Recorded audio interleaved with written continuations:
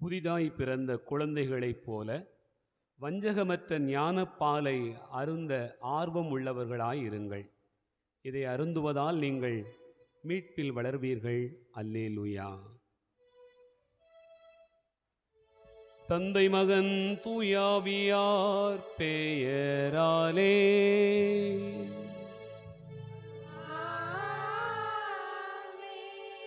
நம் ஆண்டவராகிய இயேசு கிறிஸ்துவின் அருளும் கடவுளின் அன்பும் தூயாவியாரின் நட்புறவும் உங்கள் அனைவரோடும் இருப்பதாக.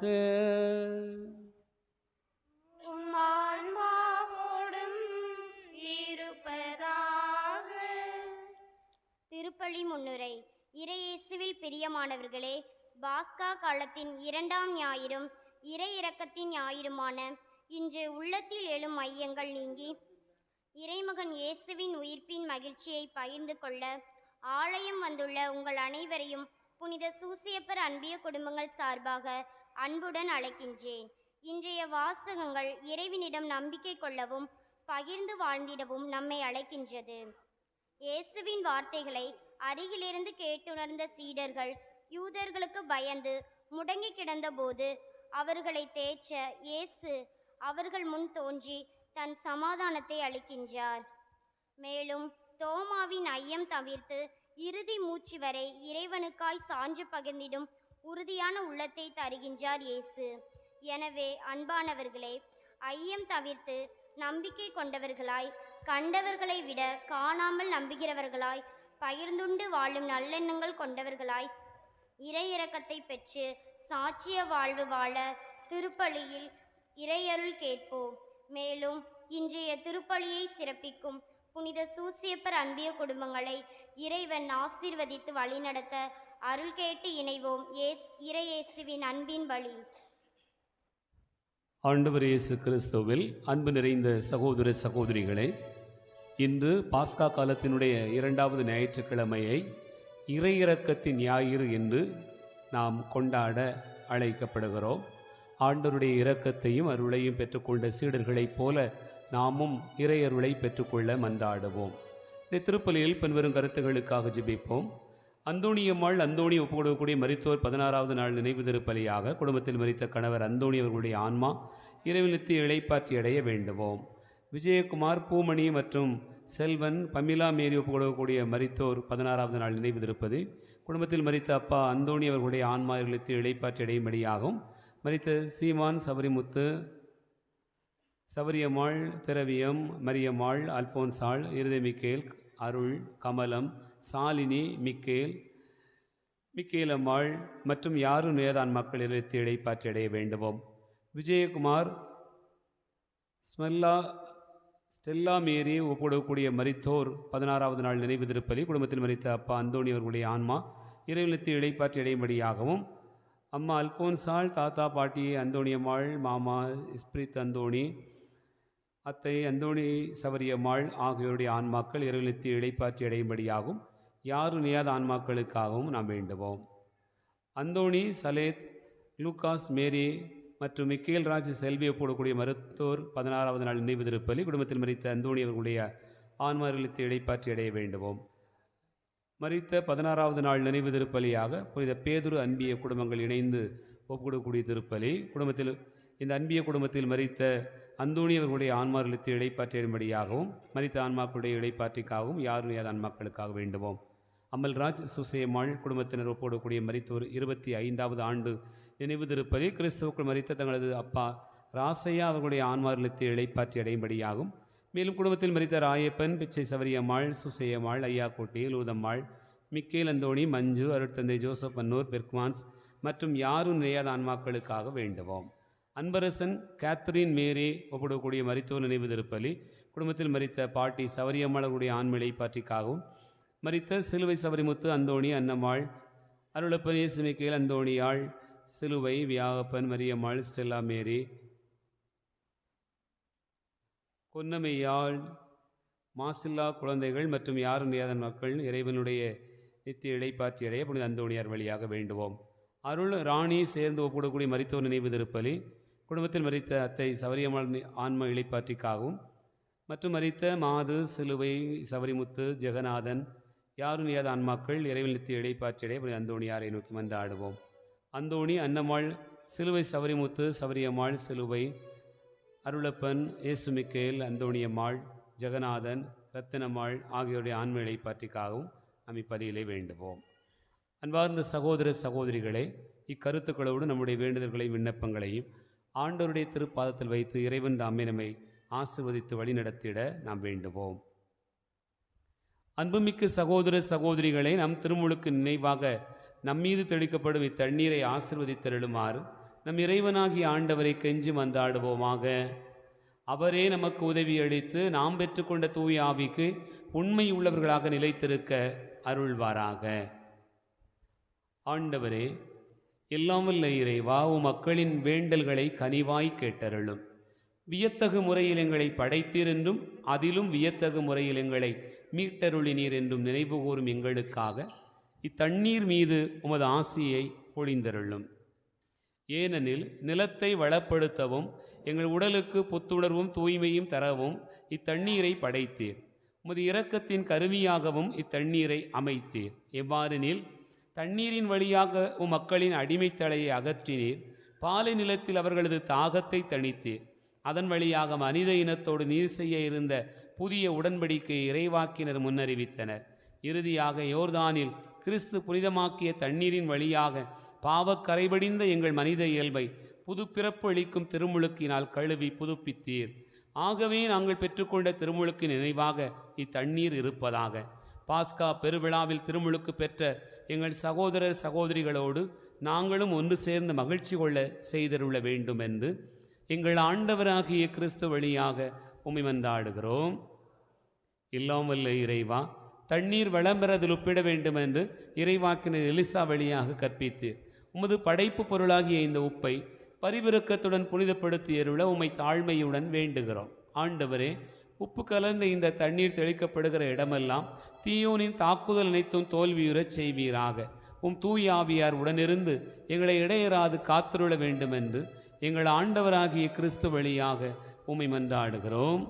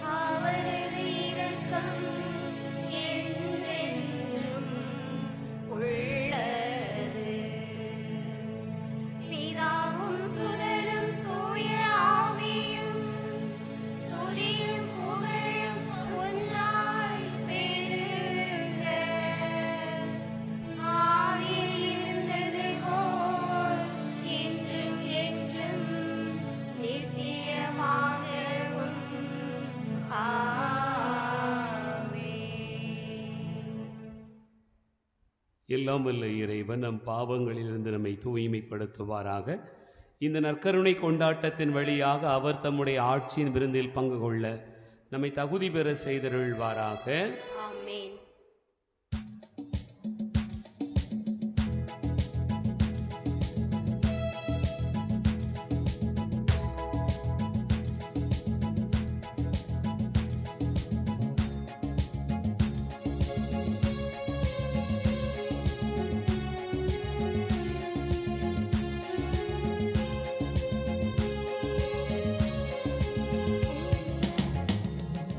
கண்ணே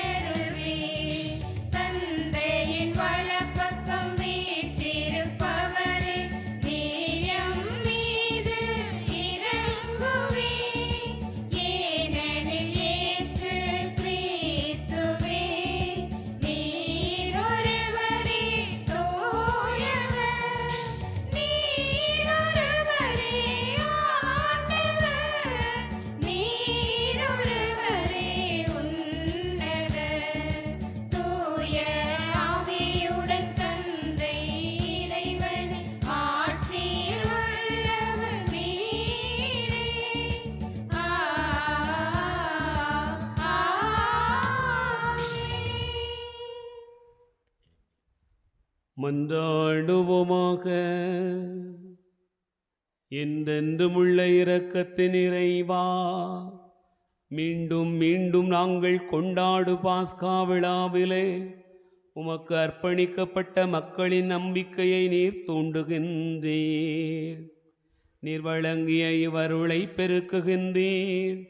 இவ்வாறு திருமுழுக்கினால் நாங்கள் கழுவப்பட்டுள்ளதையும் தூயாவியாரால் நாங்கள் புதுப்பிறப்பு அடைந்துள்ளதையும் இரத்தத்தால் நாங்கள் மீட்கப்பட்டுள்ளதையும் நாங்கள் சரியான முறையில் அறிந்து புரிந்து கொள்ளச் செய்திருள வேண்டுமென்று எங்கள் ஆண்டவராகிய கிறிஸ்து வழியாக உம்மை மன்றாடுகிறோம்.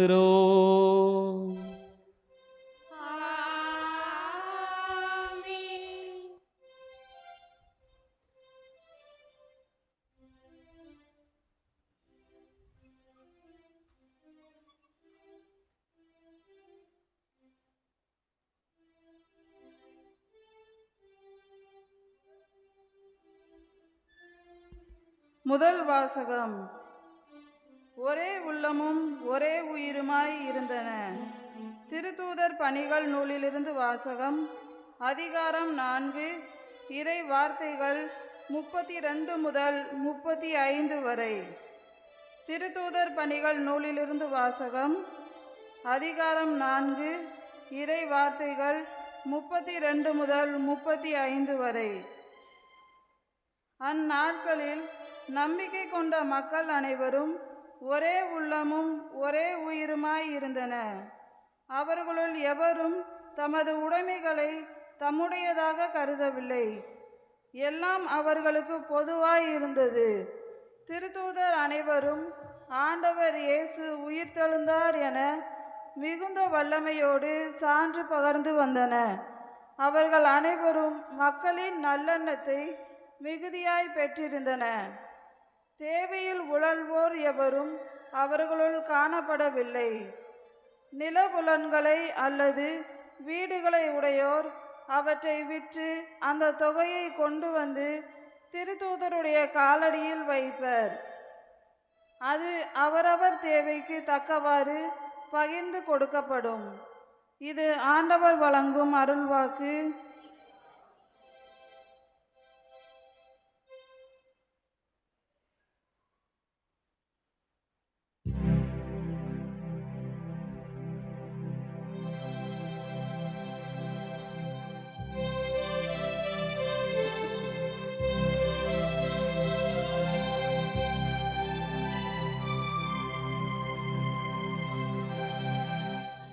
அல்லேலூயா அல்லேலூயா அல்லேலூயா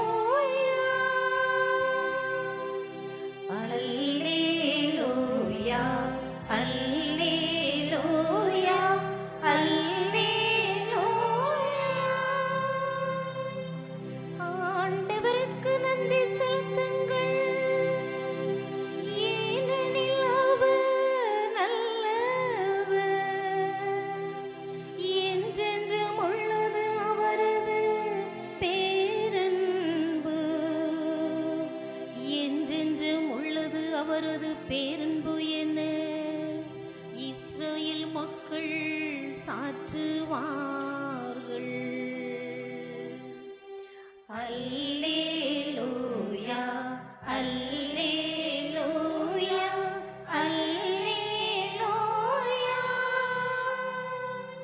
அல்லேலூயா அல்லேலூயா அல்லேலூயா. ஆண்டவரது வலக்கை உயர்ந்தோங்கி உள்ளது. ஆண்டவரது வலக்கை வலிமையா செயலாற்றி உள்ளது. நான் இறந்துள்ளேயே உயிர் வாழ்வேன். ஆண்டவரின் செயல்களை விரித்துரைப்பேன். அல்லேலூயா அல்லேலூயா அல்லேலூயா அல்லேலூயா அல்லேலூயா.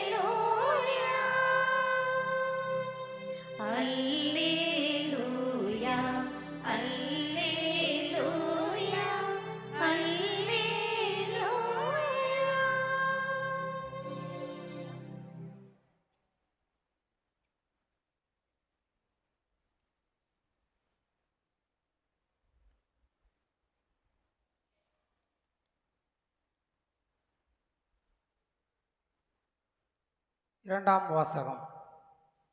கடவுளிடமிருந்து பிறக்கும் அனைத்தும் உலகை வெல்லும். திருத்தூதர் யோவான் எழுதிய முதல் திருமுகத்திலிருந்து வாசகம்.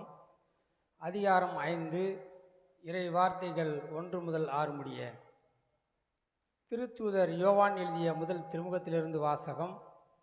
அதிகாரம் 5, இறை வார்த்தைகள் 1 முதல் 6 முடிய. அன்பார்ந்தவர்களே, இயேசுதான் மெசியா என்று நம்புவோர் அனைவரும் கடவுளிடமிருந்து பிறந்தவர்கள். பெற்றவரிடம் அன்பு செலுத்துவோர் பிள்ளைகளிடமும் அன்பு செலுத்துவர். நாம் கடவுள் மீது அன்பு கொண்டு அவர் கட்டளைகளை கடைபிடிக்கும் போது கடவுளின் பிள்ளைகள் மீதும் அன்பு கொள்கிறோம் என்பது நமக்கு தெரிய வரும். ஏனெனில் அவர் கட்டளைகளை கடைபிடிப்பதில்தான் கடவுள் அன்பு அடங்கியுள்ளது. அவர் கட்டளைகளில் நமக்கு சுமையாய் இருப்பதில்லை. ஏனெனில் கடவுளிடமிருந்து பிறக்கும் அனைத்தும் உலகை வெல்லும். உலகை வெல்வது நம் நம்பிக்கையே. இயேசு இறைமகன் என்று நம்புவோரை தவிர உலகை வெல்வோர் யார்? நீராலும் இரத்தத்தாலும் வந்தவர் இயேசு கிறிஸ்து. அவர் நீரால் மட்டுமல்ல, நீராலும் இரத்தத்தாலும் வந்தவரென தூய ஆவியார் சான்று பகிர்கிறார். தூய ஆவியாரே உண்மை. இது ஆண்டவர் வழங்கும் அருள்வாக்கு.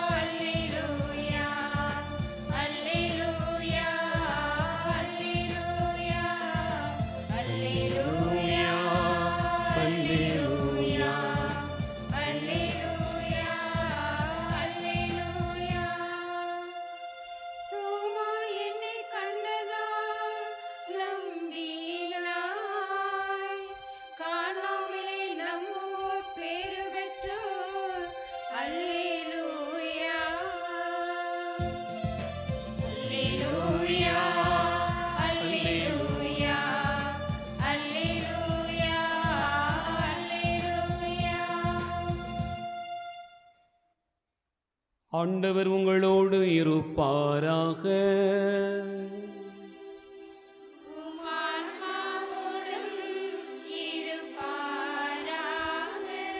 தூய யோவான் எழுதிய நற்செய்தியிலிருந்து வாசகம்.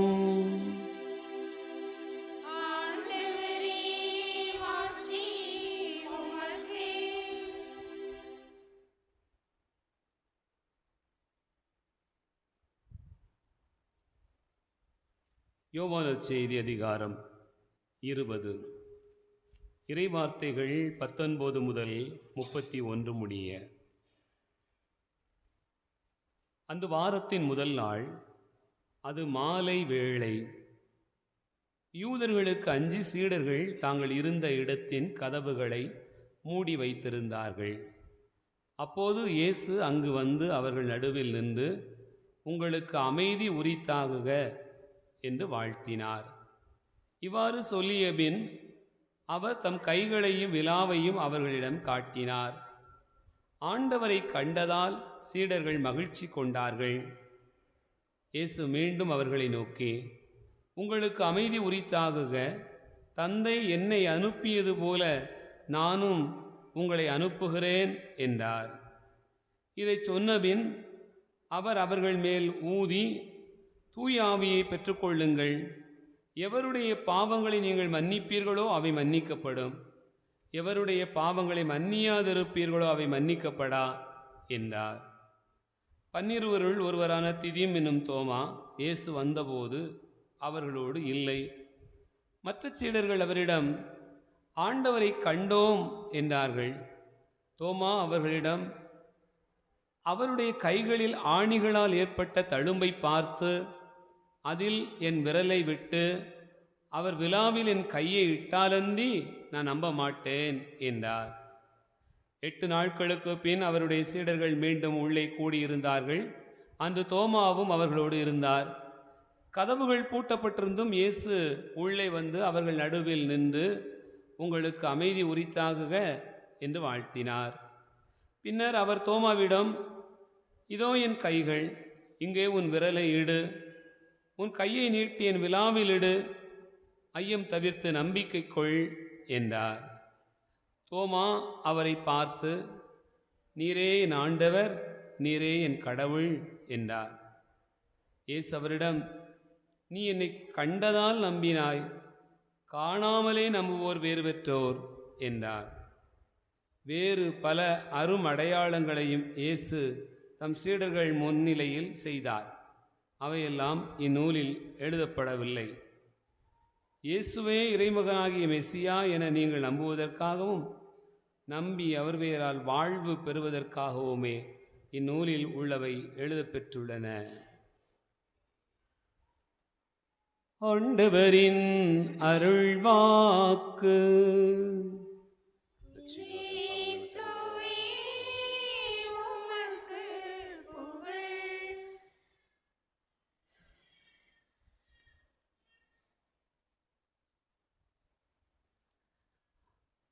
ஆண்டவர் இயேசு கிறிஸ்துவில் அன்பு நிறைந்த சகோதரர்களே, சகோதரிகளே, ஆண்டவருடைய பேரிரக்கத்தையும் அன்பையும் நினைவு கூர்ந்து மீண்டும் ஒரு முறை நாம் இந்த பலிபீடத்தின் முன்பாக கூடியிருக்கிறோம்.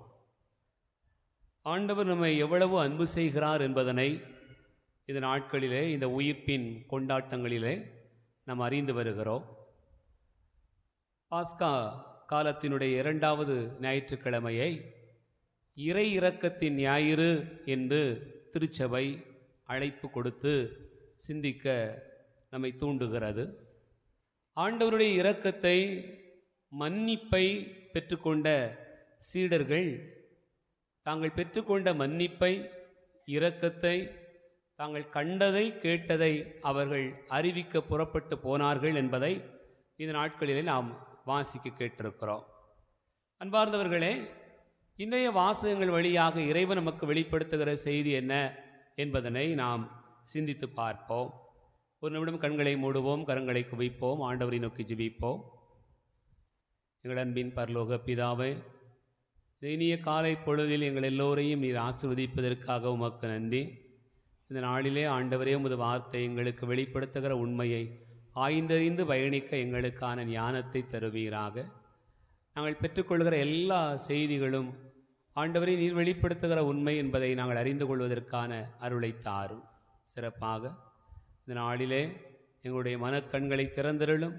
நாங்கள் உமக்குரியவர்கள் என்பதை வெளிப்படுத்துவோமாக. இப்பலியிலே ஒன்றாக இணைந்து வந்து ஜெபிக்கிற எல்லா பிள்ளைகளுடைய எண்ணங்களும் எதிர்பார்ப்புகளும் உம்மை நோக்கியே அமையும்படியான ஆசீர்வாதத்தை கொடுப்பீராக. ஆண்டவர் இரட்சகரமான இயேசுவின் பெயரால் உம்மை மன்றாடுகிறோம். இயேசு வாழ்க, மரியே வாழ்க, இயேசுக்கே புகழ், இயேசுக்கே நன்றி. பிரைஸ் தி லார்ட், ஹல்லேலூயா, ஆமேன். ஆண்டவர் இயேசு கிறிஸ்துவிலே அன்பார்ந்தவர்களே, இதை 3 வாசகங்களுமே ஒன்றோடு ஒன்று தொடர்புடைய பகுதிகளாக நமக்கு கொடுக்கப்பட்டிருக்கிறது. ஒரு நாள் மதியம் 3 மணி இருக்கும். ஒரு குப்பைமேட்டில் ஒரு கோழி தன்னுடைய குஞ்சுகளோடு மேய்ந்து கொண்டிருந்தது. அந்த கோழிக்கு 12 குஞ்சுகள் இருந்தன. அப்போ ரொம்ப இன்ட்ரெஸ்டிங்காக அது தன்னுடைய குஞ்சுகளெல்லாம் வச்சு மேய்ஞ்சிக்கிட்டு இருக்கும்போது திடீர்னு மேலே சத்தம், திடீர்னு குழல் சத்தம், திடீர்னு வெடி சத்தம். எல்லாத்தையும் கேட்ட உடனே கோழி என்ன செய்யும்? கீழே குனிஞ்சிக்கிட்டே இருந்த கோழி டக்குன்னு தலையை தூக்கி மேலே பார்த்துச்சு.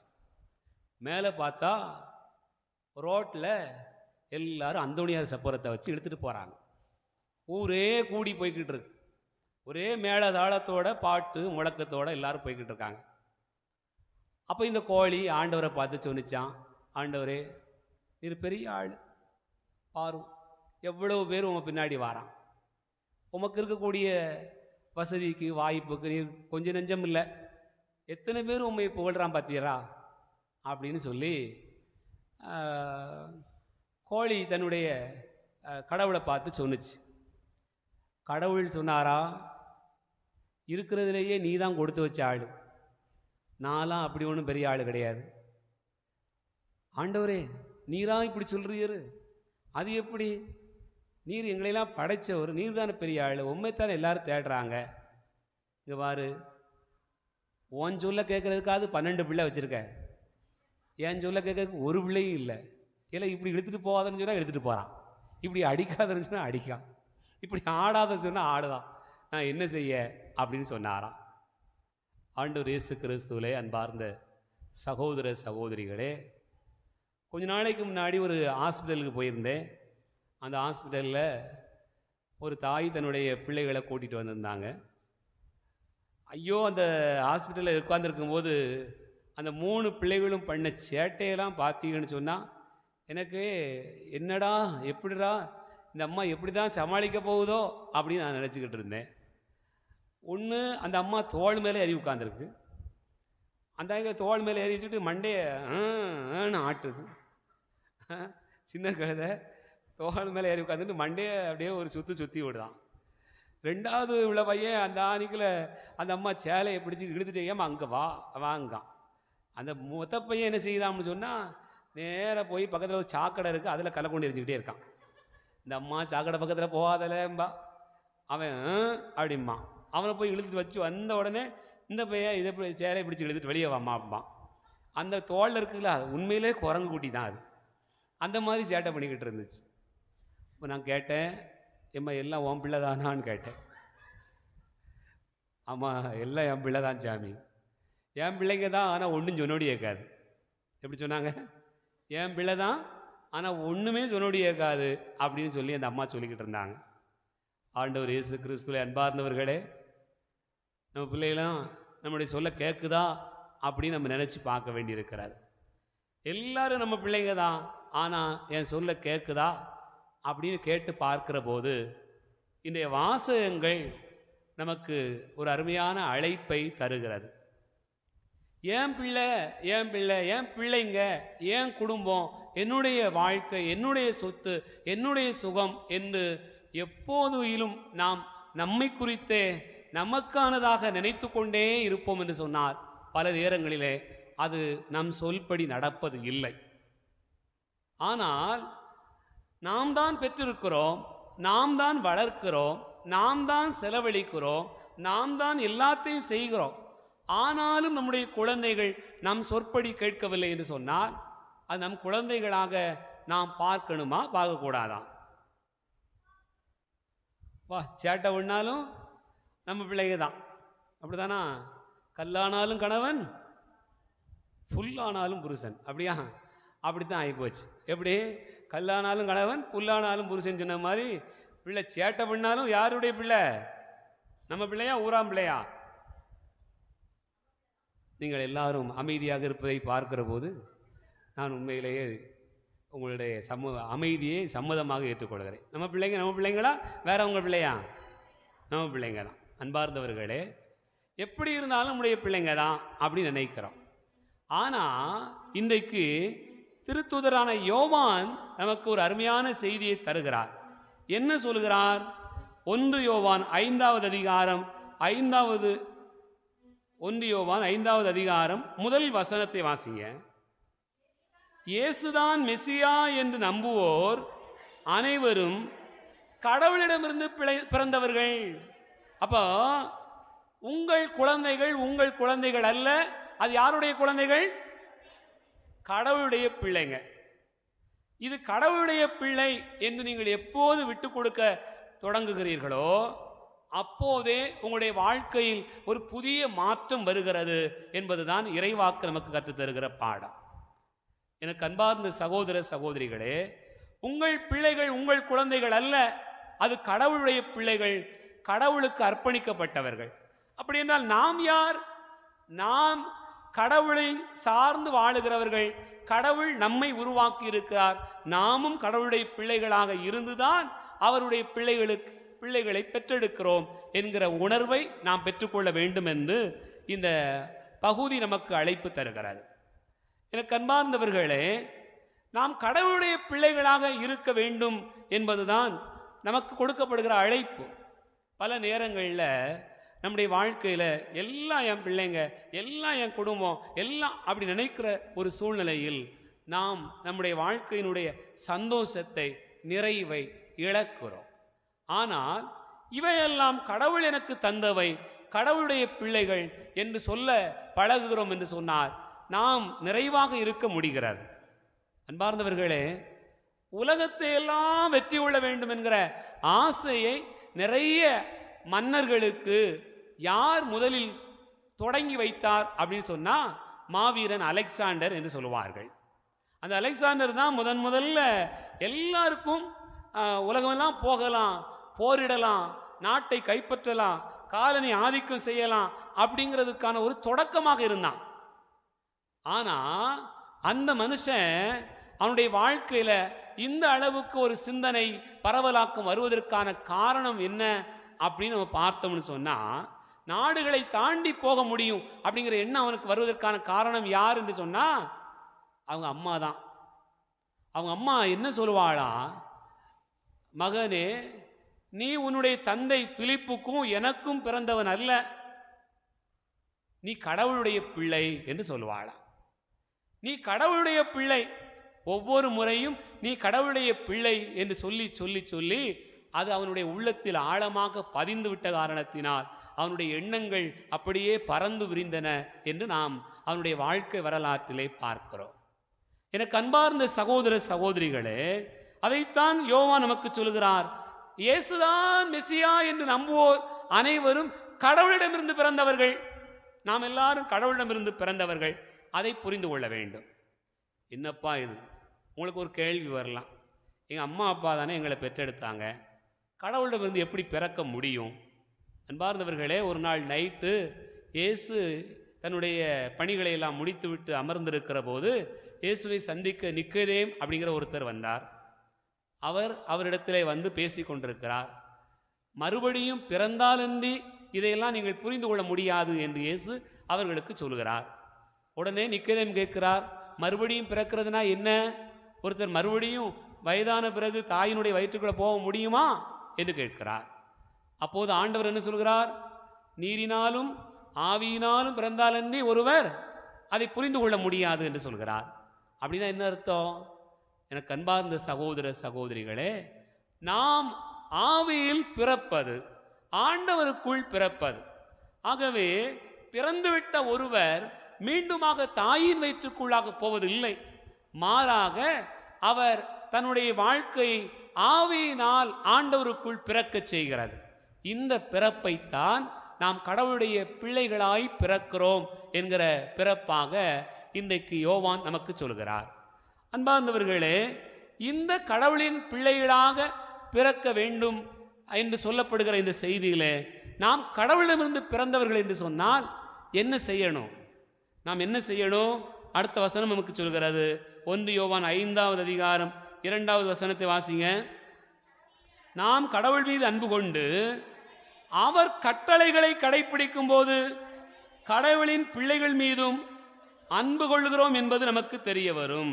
3வது வசனம், ஏனெனில் அவர் கட்டளைகளை கடைப்பிடிப்பதில் தான் கடவுளின் அன்பு அடங்கி இருக்கிறது அப்படின்னு சொன்னா, என் அன்பார்ந்தவர்களே, நீங்கள் எல்லோரும் கடவுளுடைய பிள்ளைகள் என்று சொன்னால் அது எதிலே நிரூபணமாகிறது, எதிலே உறுதி செய்யப்படுகிறது என்று சொன்னால் உண்மையிலேயே ஆண்டவருடைய கட்டளைகளை கடைப்பிடிப்பதில் தான் உறுதி செய்யப்படுகிறது. இப்ப இது என் பிள்ளை அப்படின்னு நீங்க பெருமைப்படணும்னா என்ன செய்யணும்? உங்க பிள்ளை உங்க சொல்ல கேட்கணும். அப்பதான் அது உங்க பிள்ளையா இருக்கு. உங்க சொல்ல என்னதையுமே கேட்க மாட்டான், யாதொன்றையும் கேட்க மாட்டான், கீழ்ப்படிய மாட்டான், சொன்னபடி செய்கிறது இல்லை அப்படின்னு சொன்னா அது உங்க பிள்ளையா? உங்க பிள்ளையா இல்லையா? நம்ம பிள்ளையா இல்லையா? நம்ம பிள்ளை தான். ஆனால் நம்ம பிள்ளையா இல்லை. உண்மையிலேயே நம்முடைய பிள்ளையா அதற்கான குணங்கள் கொண்டதாக இல்லை. அன்பார்ந்த சகோதர சகோதரிகளே, அதே போலதான் கடவுளிடமிருந்து நீங்கள் பிறந்தவர்கள் என்று சொன்னால் நீங்கள் எதில் அதை உறுதிப்படுத்துகிறீர்கள்? கடவுளுடைய கட்டளைகளை கடைப்பிடித்து வாழ்வதில் தான் அதை உறுதிப்படுத்துகிறீர்கள். இந்த கட்டளை என்று சொல்லுகிற போது இது அன்பினால் பிறக்கப்படுகிற கட்டளை. அதுதான் ஆண்டவர் நமக்கு சொல்லுகிறார். சும்மா அடிமைத்தனத்தில் பிறக்கக்கூடிய ஒரு பிறப்பு அல்ல.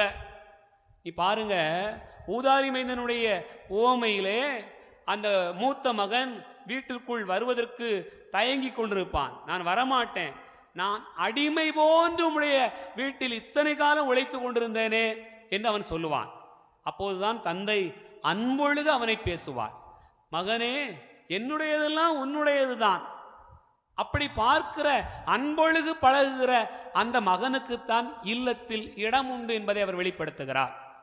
என் அன்பார்ந்த சகோதர சகோதரிகளே, அப்படி பார்த்தோம் என்று சொன்னால் நாம் கடவுளிடமிருந்து பிறந்தவர்கள் என்பதை எது வெளிப்படுத்துகிறது? கடவுளுடைய கட்டளைகளை கடைபிடிப்பதில் வெளிப்படுத்தப்படுகிறது. இப்ப இந்த கடவுளுடைய கட்டளைகளை கடைபிடித்து வாழுகிற கடவுளுடைய பிள்ளைகளுக்கு இருக்கக்கூடிய குணங்கள் என்ன, அவர்கள் எப்படியெல்லாம் வெளிப்படுவார்கள் என்பதனை 3 செய்திகளாக இன்றைய முதல் வாசகத்திலிருந்தும் நற்செய்தி பகுதியிலிருந்தே நாம் பார்க்க முடிகிறது. முதல் வாசகம் நமக்கு என்ன சொல்கிறது? திருத்தூதர் பணிகள் 4வது அதிகாரம் 32வது வசனத்தை வாசிங்க. நம்பிக்கை கொண்ட மக்கள் அனைவரும் ஒரே உள்ளமும் ஒரே உயிருமாய் இருந்தார்கள் என்று சொல்லப்பட்டிருக்கிறது. அன்பார்ந்தவர்களே, நீங்கள் கடவுளுடைய பிள்ளைகளாக இருக்கிறீர்கள் என்று சொன்னால் நீங்கள் எப்படி இருப்பீர்கள்? ஒரே உள்ளமும் ஒரே உயிருமாக இருப்பீர்கள். இது எங்க பார்க்கிறோம்? நம்ம எங்க பார்க்கிறோம்? திருமணத்தின் போது தான் பார்க்கிறோம், இல்லையா? கணவன் மனைவி, இனி இவர்கள் இருவரல்ல, ஒரே உடல் ஒரே மனம் என்று சொல்லப்பட்டிருக்கிறது. ஆனால் அதற்கெல்லாம் முன்பாக படைப்பிலேயே ஆண்டவர் இதை வெளிப்படுத்தி இருக்கிறார். நீ பாருங்க, ஆதாமை தன்னுடைய வாழ்க்கையில் படைத்த கடவுள் ஆதாமினுடைய விலா எலும்பிலிருந்து ஒரு பெண்ணை படைத்தார் என்று பார்க்கிறோம். இப்ப ஏவாளை அடிச்சா ஆதாமுக்கு வலிக்குமா வலிக்காதா? வீட்டுக்காரியை அடிச்சா வீட்டுக்காரருக்கு வலிக்குமா வலிக்காதா?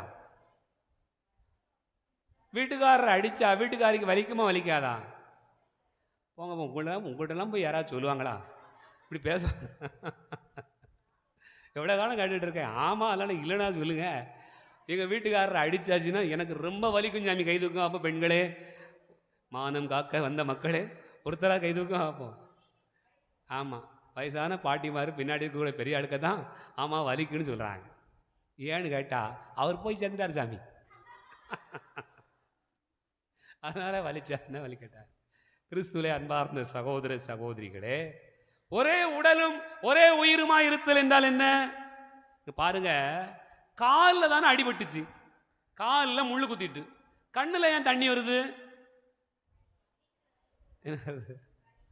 இல்லை, கையில் தானே, கை தானேப்பா ஒழிஞ்சு போச்சு, உடம்பு ஃபுல்லாக வலிக்கிறதைய. அதுதான் ஒரே உடல் ஒரே உயிர். பவுல் அதைத்தான் சொல்லுகிறார், நீங்கள் ஆண்டவர் இயேசுனுடைய உடலின் உறுப்புகள். அப்ப உங்களுக்கு தோணும், பங்குச்சாமியார் ஏதாவது அடிபட்டு கீழே விழுந்துட்டாருன்னு சொன்னா உங்களுக்கு என்ன தோணணும்? நல்ல வேளை விழுந்தாருப்பா, பேச்சை கொஞ்சம் குறைச்சிக்கிடுவாருப்பா அப்படின்னு நினைக்கப்படாது, இல்லையா? என்ன தோணணும்? ஐயோ என்ன சாமி என்ன ஆச்சுன்னு கேட்கவாது தெரியணும், தோணணுமா இல்லையா? ஒரு அன்பியத்தில் அன்பிய தலைவியோ தலைவரோ அல்லது அன்பியத்தில் இருக்கக்கூடிய உறுப்பினரோ ஏதாவது ஒரு குடும்பத்தில் இருக்கக்கூடியவங்க சுகம் இல்லாமல் நோய்வாய்ப்பட்டாங்கன்னு சொன்னால் அந்த அன்பியமே என்ன செய்யணும்? துடிக்கணும். ஐயையோ எங்களை எப்படி வழி நடத்தினாங்க தெரியுமா, எங்கள்கிட்ட எப்படி பேசுவாங்க தெரியுமா, எங்கள் அன்பியத்தை எப்படிலாம் வச்சுருந்தாங்க தெரியுமா, நாங்கள் கேட்குறதுக்கு முன்னாடியே கூட்டத்தை போடுவாங்க, நாங்கள் கேட்குறதுக்கு முன்னாடியே டீ பாயாசமெல்லாம் ரெடி பண்ணி வச்சுருப்பாங்க. அந்த டீ பாயாசத்தை தான் இருக்கப்படாது பாருங்க. அதெல்லாம் என் அன்புக்குரிய சகோதர சகோதரிகளே, ஒரே உடலும் ஒரே உயிருமாயிருத்தல். பாருங்க, ஆதாம் தன்னுடைய மனைவி செய்திருக்கக்கூடிய அந்த பாவத்தில் அவன் பங்கெடுத்து கொண்ட போது அவன் சொன்ன செய்தியை நாம் பார்க்கிறோம். அப்படி இருவருக்குமான தண்டனையாகத்தான் அது வழங்கப்படுகிறது. ஏவாள் தான் முதல்ல தண்டனை, தப்பு செஞ்சா அப்படின்னு சொல்லி அவளுக்கு மட்டுமல்ல, உன் மனைவி உனக்கு கொடுக்கப்பட்டவள், உன்னிடத்தில் ஒப்படைக்கப்பட்டவள் என்று சொல்லி ஆண்டவர் அங்கு கூட ஒரே உடலும் ஒரே உயிருமாகத்தான் பார்க்கிறார். என் அன்புக்குரிய சகோதர சகோதரிகளே, நீங்கள் கடவுளுடைய பிள்ளைகள் என்று சொன்னால் ஒரே உடலும் ஒரே உயிருமாய் இருக்க வேண்டும். உங்களுடைய உடலில் ஒரு உறுப்பு பாதிக்கப்பட்டது என்று சொன்னால் மற்ற உறுப்புகள் எல்லாம் செயலிழந்து போவது போல துடிக்கிறதல்லவா, அது போல துடிக்க வேண்டும். உன் குடும்பத்திலே உங்கள் பிள்ளைகளுக்கு ஏதாவது ஒன்று நடக்கிறது என்று சொன்னால் நீங்கள் தவிக்கிறீர்கள் அல்லவா, அதுபோல உங்களுடைய வாழ்க்கையில் ஒவ்வொரு நிலையில் நீங்கள் நினைக்க வேண்டும். ஒரு அன்பியத்தில், ஒரு பங்கில், ஒரு திருச்சபையில் பங்கெடுத்துக் கொள்கிற ஒரு நிலையில் எல்லா இடத்திலும் ஒரே உடலும் ஒரே உயிருமாக நினைக்கக்கூடிய பண்பு என்பது வேண்டும். இது யாருக்கு வரும்? கடவுளுடைய பிள்ளைகளாக அவருடைய கட்டளைகளை கடைப்பிடித்து வாழ்ந்தால் உண்டு என்பது இறைவன் நமக்கு வெளிப்படுத்துகிற முதல் செய்தி. இரண்டாவது செய்தி என்ன? திருத்தூதர் பணிகள் 5வது அதிகாரம் 33வது வசனத்தை வாசிங்க. 4வது அதிகாரம் 33வது வசனம். திருத்தூதர் பணிகள் 4வது அதிகாரம் 33வது வசனம். திருத்தூதர் அனைவரும் ஆண்டவர் இயேசு உயிர்த்தெழுந்தார் என மிகுந்த வல்லமையோடு சான்று பகர்ந்து வந்தனர். அவர்கள் அனைவரும் மக்களின் நல்லெண்ணத்தை மிகுதியாக பெற்றிருந்தனர். இங்க பாருங்க, மக்களின் நல்லெண்ணத்தை மிகுதியாக பெற்றிருந்தனர். ஒருத்தர் சொன்ன கருத்து எடுபடணும், ஒருத்தர் ஒரு கூட்டத்தில் பேசுகிற பேச்சு எடுபடணும், நீங்கள் சொன்னால் மற்றவங்க கேட்கணும் அப்படின்னு சொன்னால் என்ன செய்யணும்? பிறருடைய நல்லெண்ணத்தை பெற்றிருக்கணும். அவன் தூரப்பட்டவன், அவளா ஒன்றுக்கு ஆகாதவா அப்படின்னு சொல்லப்படாது. சரிதானா? அவங்க சொன்னால் சரியாக இருக்கும், அவர் சொன்னால் சரியாக இருக்கும், அவர் ஒரு பெரிய மனுஷன், நியாயமாக இருப்பான், சரியாக இருப்பான், கரெக்டானதை சொல்லுவான், கரெக்டானது நடக்கும் அப்படின்னு சொல்லணும்னு சொன்னால் இந்த நல்லெண்ணத்தை பெற்றுக்கொள்ளுதல் என்பது ஒவ்வொருவருக்குமான கடமை. ஒவ்வொருவருக்குமான கடமை. இது யாருக்கோ ஊரில் இருக்கக்கூடிய பெரியவங்களுக்கு இருக்கக்கூடிய ஒரு மதிப்பு அல்ல. குடும்பத்தில் நீங்கள் வாழுகிற இடத்தில் உங்களுக்கு அருகாமையில் வாழுகிறவர்கள் மத்தியிலே நீங்கள் நல்லெண்ணம் கொண்டவர்களாக இருக்க வேண்டும். அந்த குடும்பமாக அவங்க ரொம்ப நல்லவங்க, பக்தியானவங்க, ரொம்ப ஜெபம் பண்ணுவாங்க, மற்றவங்களுக்கு உதவி செய்வாங்க, இப்படி உங்களை பார்க்கிறவர்கள் மிக எளிதாக உங்களை குறித்து சொல்லணும். அதுதான் பிறருடைய நல்லெண்ணத்தை பெற்றிருத்தல். பெரிய பணக்காரங்க, பெரிய வீடு கட்டியிருக்கிறாங்க, ரொம்ப வசதியாக இருக்கிறாங்க, யாருக்கும் என்ன உதவியும் செய்ய மாட்டாங்க, 5 பைசாவுக்கு உதவி செய்ய மாட்டாங்க, எச்சி கையிட்டு காக்க பற்ற மாட்டாங்க. அப்படி சொல்லப்படாது. அப்படி சொன்னால் நீங்கள் மற்றவர்களுடைய நல்லெண்ணத்தை பெறலை, நீங்கள் எப்படிப்பட்டவர்களாக இருக்கிறீங்க? உடைய வாழ்க்கையில் நீங்கள் மட்டுமே வாழுகிறவர்களாக இருக்கிறீர்கள். என் அன்பார்ந்த சகோதர சகோதரிகளே, ஆனால் நாம் நினைத்து பார்க்கிறோம், இங்கே திருத்தூதர்கள் மக்கள் அனைவரும் எல்லாருடைய நல்லெண்ணத்தையும் பெற்றிருந்தார்கள். இதை யார் பெற்றிருப்பார்? கடவுளுடைய பிள்ளைகளாக இருக்கக்கூடியவர்கள் பெற்றிருப்பார்கள். கடவுளுடைய பிள்ளைகளாக அவருடைய கட்டளைகளை கடைப்பிடித்து வாழுகிறவர்கள் கொண்டிருக்கக்கூடிய இரண்டாவது பெரிய மதிப்பு மற்றவர்களுடைய நல்லெண்ணத்தை பெற்றிருத்தல். முதலாவது என்ன? ஒரே உடலும் ஒரே உயிருமாக இருத்தல். இரண்டாவது என்ன? மக்களின் நல்லெண்ணத்தை பெற்றிருத்தல். அன்பார்ந்த சகோதர சகோதரிகளே, இதையெல்லாம் நாம் பார்க்கிற போது நாம் நற்செய்தி பகுதிக்கு வருகிறோம். அங்கே நமக்கு சொல்லப்படுகிற செய்தி என்ன? யோவான் நற்செய்தி 20வது அதிகாரம் 19 முதல் நாம் வாசிக்க கேட்டோம். அன்பார்ந்தவர்களே, இயேசு தன்னுடைய சீடர்களுக்கு தோன்றுகிறார், தன்னுடைய காயங்களை காட்டுகிறார், தன்னுடைய விலா எலும்பை காட்டுகிறார். அங்கே அவர் தன்னுடைய காயப்பட்ட எல்லா இடத்தையும் காட்டி அவர்களுக்கு நம்பிக்கை கொடுக்கிறார். அந்த நேரத்தில் யார் இல்லை? தோமையார் இல்லை, தோமா இல்லை. இல்லை என்ற உடனே தோமா அவர் வந்தபோது சீடர்கள் எல்லாரும் என்ன சொன்னாங்க? நாங்கள் ஆண்டவரை கண்டோம் என்று சொன்னார்கள். அப்போது தோமா என்ன சொன்னார்? அவருடைய கைகளில் ஆணிகளால் ஏற்பட்ட தழும்பை பார்த்து அதில் என் விரலை இட்டு அவர் விழாவில் என் கையை இட்டாலன்றி நான் நம்ப மாட்டேன் அப்படின்னு சொன்னார். உடனே ஆண்டவர் அதே போல சீடர்கள் எல்லாம் கூடியிருக்கிற போது தோமையாருக்கு காட்சி அளிக்கிறார், தோன்றுகிறார். மற்ற எல்லாருக்கும் காட்சி கொடுப்பது போல தோமாவுக்கும் நடக்கிறார். அன்பார்ந்தவர்களே, இதோ என் கைகள், இங்கே உன் விரலை இடு, இதோ என் விலா, இங்கே உன் கையை இடு என்று ஆண்டவர் சொன்னபோது அங்கே போய் கை விட்டாரா? கை வச்சு பார்த்தாரா? அதுக்கப்புறம் பார்த்ததா சொல்லப்படலை. அவ்வளவு சொன்ன உடனே அப்படியே மடங்கிட்டான் மனுஷன். என்ன செஞ்சார்? என் ஆண்டவரே, என் கடவுளே அப்படின்னு சொன்னார். அன்பார்ந்த சகோதர சகோதரிகளே, இந்த கடவுளுடைய பிள்ளைகள் என்ன செய்வார்கள் என்றால் ஆண்டவரிடத்தில் சரணாகதி அடைவார்கள். மூன்றாவதாக ஆண்டவருடைய பிள்ளைகள் ஆண்டவரிடத்தில் சரணாகதி அடைவார்கள். என் ஆண்டவரே என் கடவுளே என்று சொல்லுகிற அந்த நிலையை நான் பார்க்கிறோம். அன்பார்ந்தவர்களே, சீடர்கள் எல்லோரும் ஒரு இடத்தில் முடங்கி கிடந்தார்கள். ஆனால் தோமையார் மட்டும் ஆண்டவரை தேடிக்கொண்டே இருந்தார். காரணம் என்ன? அவர் அந்த அளவுக்கு அன்பு செய்திருந்தார். ஆண்டவரை அவ்வளவாய நேசித்திருந்தார். அதனால தான் அவரால் சும்மா இருக்க முடியல.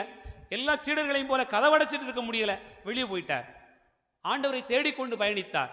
நீ பாருங்க எவ்வளவு அன்பு வைத்திருந்தார் என்று சொன்னா, மகதலா மரியா கல்லறைக்கு போய் அழுதுகிட்டு இருக்கும்போது, என் ஆண்டவரை யாரோ எடுத்துக்கொண்டு போயிட்டாங்க, என்ன நடந்துன்னு தெரியல, நீங்க எடுத்துட்டு போயிருந்தா எங்கிட்ட தந்துருங்க அப்படி சொல்லுவான் இல்லையா? ஒரு பைத்தியக்காரி மாதிரி, அதாவது புலம்புற மாதிரி.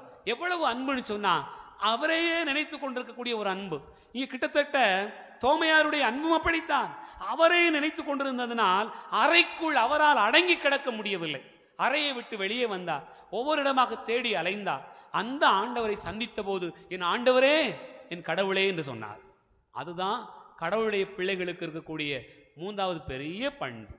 ஆகவே அன்பார்ந்த சகோதர சகோதரிகளே, நம்ம பிள்ளைங்க நீங்கள் நினச்சிக்கிட்டே இருந்தீங்கன்னு சொன்னால் நடக்கிறது இல்லை.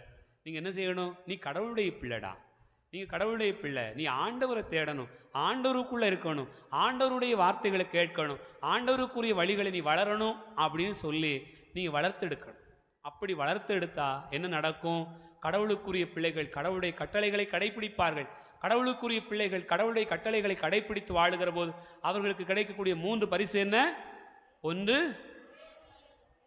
ஒரே உடலும் ஒரே உயிருமாய் இருப்பார்கள். இரண்டாவது, மற்றவர்களின் நல்லெண்ணத்தை பெற்றவர்களாக இருப்பார்கள். மூன்றாவது, கடவுளிடத்திலே சரணாகதி அடைவார்கள். இது 3ம் நமக்கு கிடைக்கக்கூடிய ஒரு பெரிய பரிசு. உயிர்த்த ஆண்டவர் நமக்கு இதை தருகிறார். சிந்திப்போம். ஆமென். எழுந்து நின்று நம்முடைய நம்பிக்கை அறிக்கையிடுவோம்.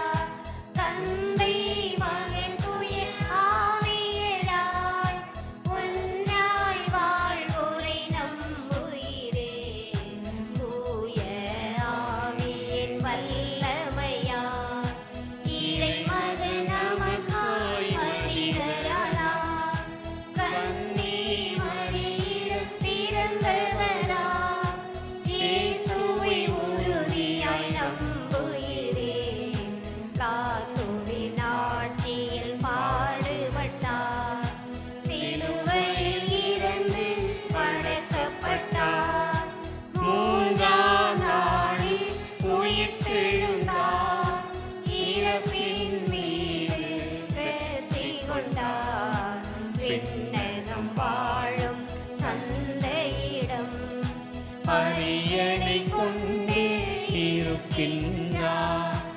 உலகம் முடியும் காலத்திலே நடுவராய் திரும்பவும் வந்திடுவார்.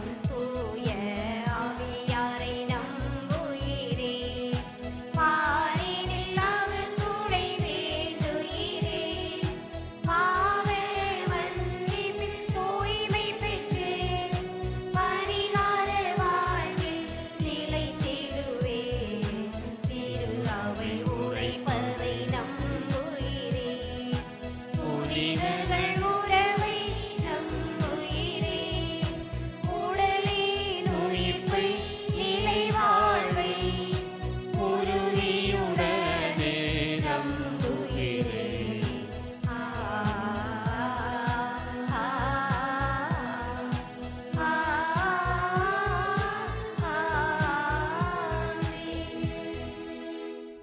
அன்புமிக்க சகோதர சகோதரிகளே, உயிர்த்த ஆண்டவர் நம் ஒவ்வொருவரையும் சந்திக்க வருகிறார். சீடர்களை சந்தித்து அவர்களுக்கு நம்பிக்கையூட்டினார். இந்த நாளில் நம் ஒவ்வொருவரையும் கூட சந்திக்க வருகிற இந்த வேளையில் நாம் அவருக்குரியவர்களாக வாழ நம்மையே அர்ப்பணமாக்கி இப்பலியிலே மன்றாடுவோம். அன்பின் இறைவா, திரு அவையை வழிநடத்தும் எம் திருத்தந்தை, ஆயர்கள், அருள் பணியாளர்கள் தங்களின் இரக்கச் செயல்களால் உமது மந்தையை வழிநடத்தவும் சமுதாயத்தின் விளிம்பில் உள்ள மக்களுக்காக உழைத்திடவும் வேண்டுமென்று இறைவா உம்மை மன்றாடுகிறோம். எல்லாம் வல்ல இறைவா எங்கள் மன்றாட்டை கேட்டருளும். நன்மையின் இறைவா, எம் நாட்டை சீரான பாதையில் வழிநடத்தச் செல்லவும் நாட்டின் வளங்களை பாதுகாத்து மக்கள் அனைவருக்கும் அடிப்படை தேவைகள் கிடைக்கச் செய்யவும் மனித நேயமுள்ள நல்ல ஆட்சியாளர்களை எம் நாட்டிற்கு தந்தரல வேண்டுமென்று இறைவா உம்மை மன்றாடுகிறோம். எல்லாம் வல்ல இறைவா எங்கள் மன்றாட்டை கேட்டருளும். நம்பிக்கையின் ஊற்றே எம் இறைவா, இயேசுவில் நம்பிக்கை கொண்டு கூடி வரும் நாங்கள் எங்கள் நம்பிக்கையில் நிலைத்திருப்பதற்கு உதவி செய்யவும் நம்பிக்கை குன்றியவர்களுக்கு துணிவை தந்து ஒரு மனத்தோடு வாழ வரங்களை பொழிய வேண்டும் என்று இறைவா உம்மை மன்றாடுகிறோம். எல்லாம் வல்ல இறைவா எங்கள் மன்றாட்டை கேட்டருளும். அன்பின் இறைவா, எம் பங்கில் உள்ள இளைஞர் இளம்பெண்கள் இளமையில் இறைமையை தேட தேவையான ஞானத்தை பொழிந்து அவர்கள் ஆன்மீக வாழ்விலும் மகத்துவத்திலும் சிறந்து வளர்ந்து இறையழைத்தலுக்கு செவிசாய்த்து இறைப்பணிக்கு தாராள உள்ளத்தோடு வர ஞானத்தை தர வேண்டுமென்று இறைவா உம்மை மன்றாடுகிறோம். எல்லாம் வல்ல இறைவா எங்கள் மன்றாட்டை கேட்டருளும். நலன்களின் ஊற்றே எம் இறைவா, இன்றைய திருப்பலியை சிறப்பித்துக் கொண்டிருக்கும் புனித சூசேப்பர் அன்பிய குடும்பங்களை ஆசீர்வதியும். அரசு தேர்வு எழுதி கொண்டிருக்கும் 10ஆம் வகுப்பு மாணவ மாணவியர்கள் அதிக மதிப்பெண் பெற்று வெற்றி பெறவும் குடும்பங்களில் ஒற்றுமை சமாதானம் ஓங்கவும் வேலை வாய்ப்புக்காக காத்திருப்போர் திருமணம் குழந்தை செல்வம் வேண்டுவோர் உமதருளால் பெற்றுக்கொள்ளவும் அன்பிய கூட்டம் தொடர்ந்து நடைபெற அருள் தர வேண்டும் என்று இறைவா உம்மை மன்றாடுகிறோம். எல்லாம் வல்ல இறைவா எங்கள் மன்றாட்டை கேட்டருளும். அன்பின் இறைவா, மழையில்லாமல் மக்களுக்கு ஏற்படும் தொற்று நோயிலிருந்து மக்களையும் சிறுவர் சிறுமிகளையும் பாதுகாத்தருளும். விரைவில் எங்களுக்கு தேவையான வான்மழையை பொழிந்து நிலத்தையும் மக்களின் மனத்தையும் குளிர செய்ய வேண்டுமென்று இறைவா உம்மை மன்றாடுகிறோம். எல்லாம் வல்ல இறைவா எங்கள் மன்றாட்டை கேட்டருளும். நம்முடைய தனிப்பட்ட தேவைகளுக்காக ஒரு நிமிடம் கண்களை மூடி கரங்களை குவித்து ஆண்டவருடைய பிரசன்னத்தில் ஜெபிப்போம். எங்கள் அன்பின் பரலோக பிதாவே, இதோ இந்த வேளைக்காக உமக்கு நன்றி கூறுகிறோம். ஆண்டவரே, எங்களை அன்பு செய்கிறீர், எங்களை அதிகமாய் அன்பு செய்கிறீர். நாங்கள் உமக்குரிய பிள்ளைகள். நாங்கள் பெற்றெடுத்திருந்தாலும் அவைகளும் உமக்குரிய பிள்ளைகள்தான். உமக்குரிய பிள்ளைகள் என்பதை உம் கட்டளைகளை கடைபிடித்து அன்பு செய்து வாழ்வதில் இருக்கிறது என்பதை நாங்கள் அறிகிறோம். உமக்குரிய பிள்ளைகளாக வாழுகிற போது நாங்கள் ஒரே உடலும் ஒரே உயிருமாய் இருக்கிறோம். உமக்குரிய பிள்ளைகளாக நாங்கள் இருக்கிற போது மற்றவர்களுடைய நல்லெண்ணத்தை பெற்றவர்களாக நாங்கள் இருக்கிறோம். உமக்குரிய பிள்ளைகளாக நாங்கள் இருக்கிற போது என் ஆண்டவரே, என் கடவுளே என்று சொல்லி எங்களையே சரணாகதி ஆக்குகிறோம். ஆண்டவரே, எங்களுக்கு கவலை இல்லை, வருத்தமில்லை, பாரமில்லை, எல்லாவற்றையும் நீரே தாங்கிக் கொள்கிறேன். ஏனென்றால் பிள்ளைகளுடைய கவலைகளை, கண்ணீரை, வருத்தங்களை, பாரங்களை பெற்றோர் அறிந்திருப்பார். எங்களை படைத்த பெற்றோர், எங்களை படைத்த ஆண்டவர் நீர் அறிந்திருக்கிறீர் என்கிற நிலையில் உம்மிடத்திலேயே ஒப்புக் கொடுக்கிறோம். எல்லா குடும்பங்களுடைய தேவைகளையும் வேண்டுதல்களையும் ஒப்புக் கொடுக்கிறோம். கவலைகளையும் கண்ணீரையும் ஒப்புக் கொடுக்கிறோம். ஆசீர்வதி, வழி நடத்தும். ஆண்டவரே, இந்த நாட்களிலே எங்களுக்கு தேவையான நல்ல மழையை கொடுப்பீராக, ஆசீர்வாதமான சூழ்நிலையை கொடுப்பீராக. ஆண்டவரே, இதோ இந்த நாட்களிலே நாங்கள் செய்கிற விவசாய பணிகளை ஆசீர்வதி, கால்நடைகளை பெருகச் செய்தருளும். உழைக்கிற பிள்ளைகள் பல்வேறு ஊர்களிலே, மாநிலங்களிலே, வெளிநாடுகளிலே வேலை செய்கிற போது நீரே அவர்களுடைய வாழ்வை ஆசீர்வதித்து கண்ணும் கருத்துமாய் அவர்களை பாதுகாப்பீராக. போகின்ற போது வருகின்ற போதும் காத்துக்கொள்ளும். தேர்வு எழுதியிருக்கக்கூடிய பிள்ளைகளுக்கான நல்ல வாழ்க்கையை, வெற்றியை ஆண்டவரே நிதாமே கொடுப்பீராக. பிள்ளைகள் ஞானத்தோடு உம்மை அதிகமாய் தேடுவார்களாக.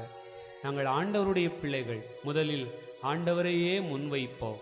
அவரே எங்களுக்கு முதன்மையானவராக இருக்கிறார் என்று அறிந்து உம்மை பற்றி கொண்டு பயணிப்பார்களாக. எங்கள் அன்பான தந்தையே, இந்த நாட்களிலே எங்களுடைய நாடு எதிர்கொள்கிறக்கூடிய இந்த பாராளுமன்ற தேர்தலிலே நல்லவர்கள், நேர்மையானவர்கள், நீதிக்காக உழைக்கிறவர்கள், மக்கள் சார்பாக நிற்கக்கூடியவர்கள், எங்கள் மண்ணையும் மக்களையும் நேசிக்கிறவர்கள், தமிழகத்திற்கென்று சிறப்பான விதத்திலே தங்களை அர்ப்பணிக்கக்கூடிய தலைவர்கள் உருவாக வேண்டும். அதற்கான தேர்தலாக அமைய வேண்டும் என்று சொல்லி நாங்கள் செபிக்கிறோம்.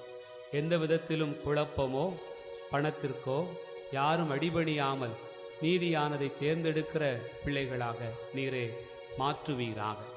இன்னும் சிறப்பாக பல்வேறு நிலைகளிலே தேர்தல் நடத்தக்கூடிய அதிகாரிகள், இன்னும் அதிகாரத்தில் இருக்கக்கூடியவர்கள் தங்களுடைய அதிகாரத்தை துஷ்பிரயோகம் செய்யாமல் நேர்மையான விதத்தில் தேர்தலை நடத்துவதற்கான ஞானத்தை, மக்கள் சார்பாக நிற்கக்கூடிய வல்லமையை அவர்களுக்கும் அளிப்பீராக.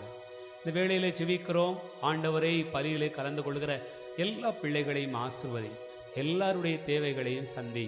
உமது வல்லமையும் இரக்கமும் எல்லோருக்கும் நிரம்ப கிடைப்பதாக ஆண்டவர் இரட்சகருமான இயேசுவின் பெயரால் உம்மை மன்றாடுகிறோம். ஆமென்.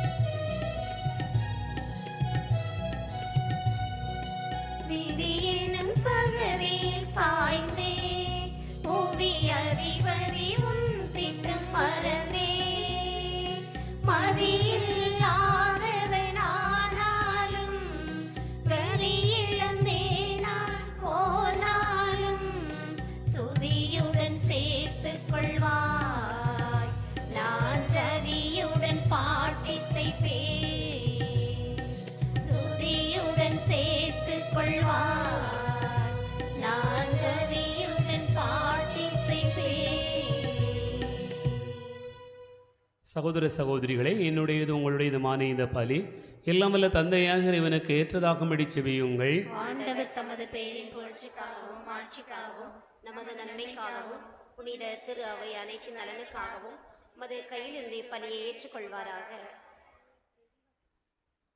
ஆண்டவரே, புதுப்பிறப்படைந்த மக்களின் காணிக்கைகளை ஏற்றுக்கொள்ள உம்மை வேண்டுகின்றோ. அதனால் உமது பெயரை அறிக்கையிடுவதாலும் திருமுழுக்கினாலும் புதுப்பிக்க பெற்ற இவர்கள் என்றென்றும் உள்ள பேற்றினை பெற்றுக்கொள்ள வேண்டும் என்று எங்கள் ஆண்டவராகிய கிறிஸ்து வழியாக உம்மை மன்றாடுகிறோ.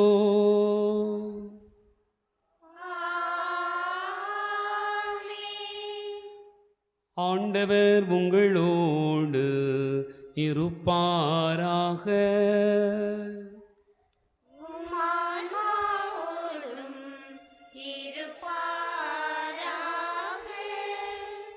இதயங்களை மேலே எழுப்புங்கள்.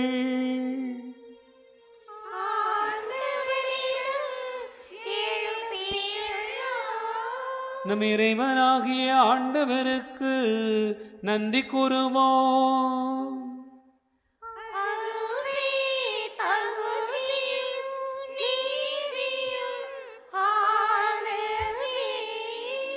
ஆண்டவரே, காலத்தில் உம்மை புகழ்ந்துரைப்பதும் எல்லாவற்றுக்கும் மேலாக எங்கள் பாஸ்காவாகிய கிறிஸ்து பலியான சிறப்பான காலத்தில் உம்மை மிகுதியாக வாழ்த்தி போற்றுவதும் மெய்யாகவே தகுதி நீதியுமாகும். எங்கள் கடமையும் மீட்புக்குரிய செயலுமாகும்.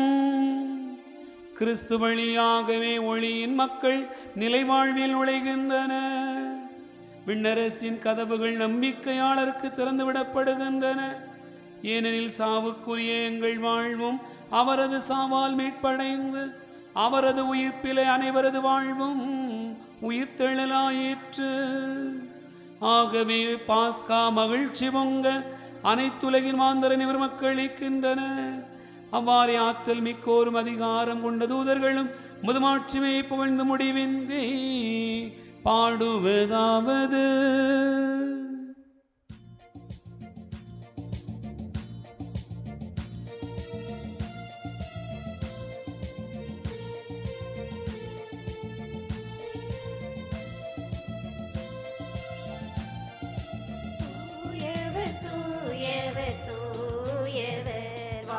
படைகளின் கடவுளாம் ஆண்டவர், விண்ணகமும் மண்ணகமும் உமது மாட்சியால் நிறைந்துள்ளன. உன்னதங்களிலே ஓசன்னா, உன்னதங்களிலே ஓசன்னா. ஆண்டவர் பேரால் வருகிறவர், ஆசி பெற்றவர். உன்னதங்களிலே ஓசன்னா, உன்னதங்களிலே ஓசன்னா.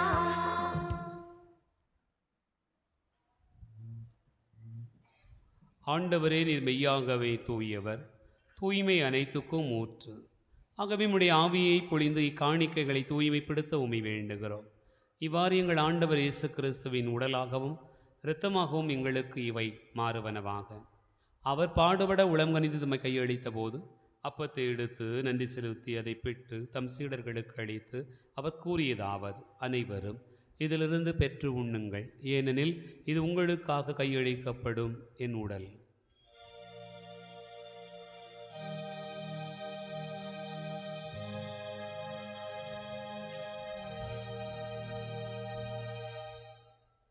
அவனுமே இரவு விருந்து அருந்திய பின் கிண்ணத்தை எடுத்து மீண்டும் உமக்கு நன்றி கூறி தம் சீடர்களுக்கு அளித்தவர் கூறியதாவது: அனைவரும் இதிலிருந்து பெற்று பருகுங்கள், ஏனெனில் இது புதிய நிலையான உடன்படிக்கைக்குரிய இரத்தத்தின் கிண்ணம். இது பாவ மன்னிப்புக்கென்று உங்களுக்காகவும் பலருக்காகவும் சிந்தப்படும். இது நினைவாகச் செய்யுங்கள்.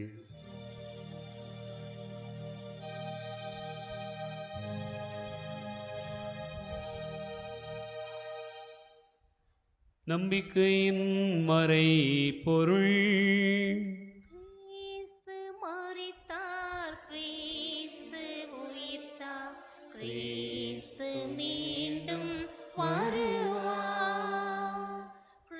கிறிஸ்து மரித்தார், கிறிஸ்து உயிர்த்தார், கிறிஸ்து மீண்டும் வருவார். ஆகவே ஆண்டவரை நாங்கள் கிறிஸ்துவின் இறப்பினையும் உயிர்ப்பினை நினைவு கூர்ந்து வாழ்வதரும் அப்பத்தையும் மீட்பிடிக்கும் கிண்ணத்தையும் உமக்கு ஒப்புக் கொடுக்கிறோம். திருமுன் என்று ஊழியம் புரிய தகுந்தவர்களென எங்களை ஏற்றுக்கொண்டீர். எனவே உமக்கு நன்றி செலுத்துகின்றோம். மேலும் கிறிஸ்துவின் உடலிலும் இரத்தத்திலும் பங்கு கொள்ளும் எங்களை தூய ஆவியார் ஒன்று சேர்க்க வேண்டுமென உம்மை தாழ்மையுடன் மன்றாடுகிறோம். ஆண்டவரே, உலகெங்கும் பரவி இருக்கும் திரு அவையை நினைவு கூர்ந்தருளும். எங்கள் திருத்தந்தை பிரான்சிஸ், எங்கள் ஆயிரந்தோணிசாமி, எல்லா திருநிலையினர் ஆகிய அனைவரோடும் திரு அவை அன்பில் அறிவு பெறச் செய்தருளும். உயிர்த்தெழும் எதிர்நோக்கோடு துயில் கொள்கிற எங்கள் சகோதர சகோதரிகளையும் இறந்தோர் அனைவரையும் இரக்கத்துடன் நினைவு கூர்ந்தருளும். உமது திருமுக ஒளியினுள் அனைவரையும் ஏற்றருளும். எங்கள் அனைவர் மீதும் இரக்கமாயிரும். கடவுளின் கன்னித்தாயான புனித மரியா, அவருடைய கணவரான புனித யோசேப்பு, புனித திருத்தூதர்கள், இவ்வுலகில் உமக்கு உகந்தவராய் இருந்தோராகிய புனிதர் அனைவருடனும் நாங்கள் இலைவாழ்வில் பங்கு கொள்ளும் தகுதி பெற்று திருமகன் இயேசு கிறிஸ்து வழியாக உம்மை புகழ்ந்தேத்து வரமருள உம்மை மன்றாடுகிறோம். இவர் வழியாக இவரோடு இவரில் எல்லாம் வல்ல இறைவனாகிய தந்தையே, தூயாவியாரின் ஒன்றிப்பில் எல்லா புகழும் ஆட்சியும் என்றென்றும் உமக்கு உரியதே.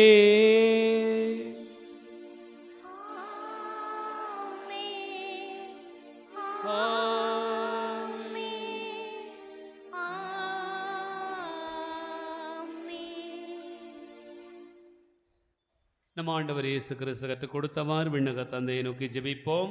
விண்ணுலகில் இருக்கிற எங்கள் தந்தையே, உமது பெயர் தூயதென போற்றப் பெறுக. உமது ஆட்சி வருக. உமது திருவுளம் விண்ணுலகில் நிறைவேறுவது போல மண்ணுலகிலும் நிறைவேறுக. எங்கள் அன்றாட உணவை இன்று எங்களுக்கு தாரும். எங்களுக்கு எதிராக குற்றம் செய்வோரை நாங்கள் மன்னிப்பது போல எங்கள் குற்றங்களை மன்னியும். எங்களை சோதனைக்குட்படுத்தாதேயும், தீமையிலிருந்து எங்களை விடுவித்தருளும். ஆண்டவரே, தீமை அனைத்திருந்தும் எங்களை விடுவித்து எங்கள் வாழ்நாளில் அமைதியை கனிவுடன் அருள உம்மை மன்றாடுகிறோம். முதிரக்கத்தின் உதவியால் நாங்கள் பாவத்திலிருந்து எப்போது விடுதலை பெற்று யாதொரு கலக்கவுமின்றி நலமாயிருப்போமாக. நாங்கள் எதிர்நோக்கி இருக்கும் பேரின்பத்துக்காகவும் மீட்பராகிய இயேசு கிறிஸ்துவின் வருகைக்காகவும் காத்திருக்கின்றோம். ஆண்டவரே இயேசு கிறிஸ்துவை அமைதியை உங்களுக்கு விட்டுச் செல்கிறேன், என் அமைதியை உங்களுக்கு தருகிறேன் என்னும் திருத்தூதர்களுக்கு மொழிந்தீரே. எங்கள் பாவங்களை பாராமல் உமது அவையின் நம்பிக்கையை கண்ணோக்கி உமது திருவுளத்திற்கு ஏற்ப அதற்கு அமைதியும் ஒற்றுமையும் அளித்தருள்வீராக. என்றென்று வாழ்ந்து ஆட்சி செய்கின்றவர் நீரே. ஆண்டவருடைய அமைதி உங்களுடன் இருப்பதாக.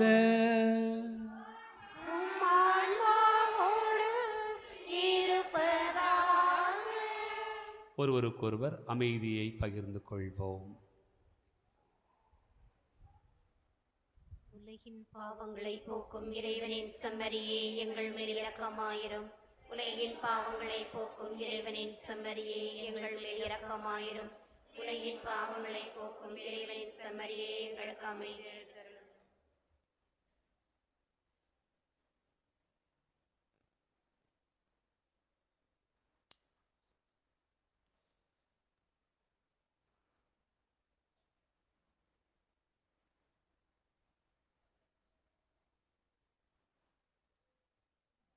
இதோ இறைவன் செம்மறி, இதோ உலகின் பாவங்களை போக்குகிறவர். செம்மறியின் விருந்துக்கு அழைக்க பெற்றோர் பேறு பெற்றோர்.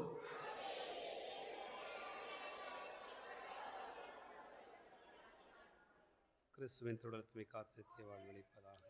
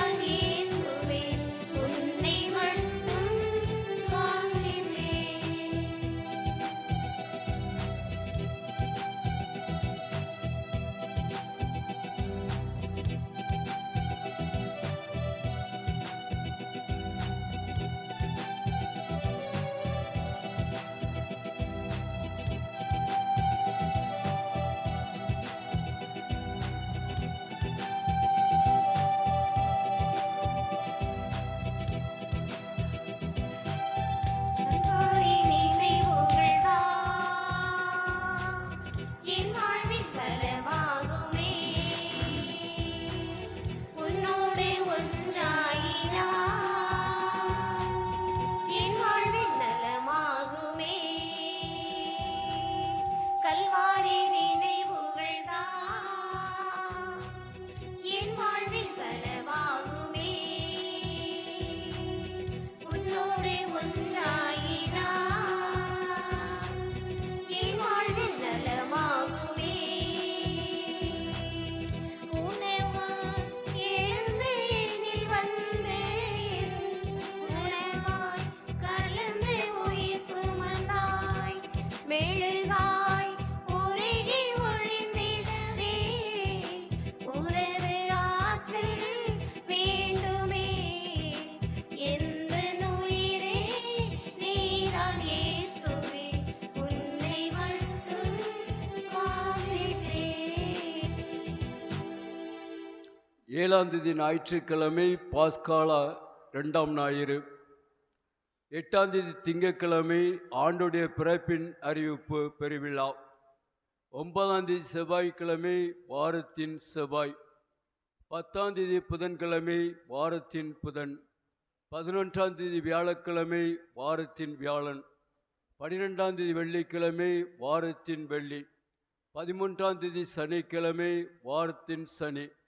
14ஆம் தேதி ஞாயிற்றுக்கிழமை பாஸ்கா கால 3ஆம் ஞாயிறு.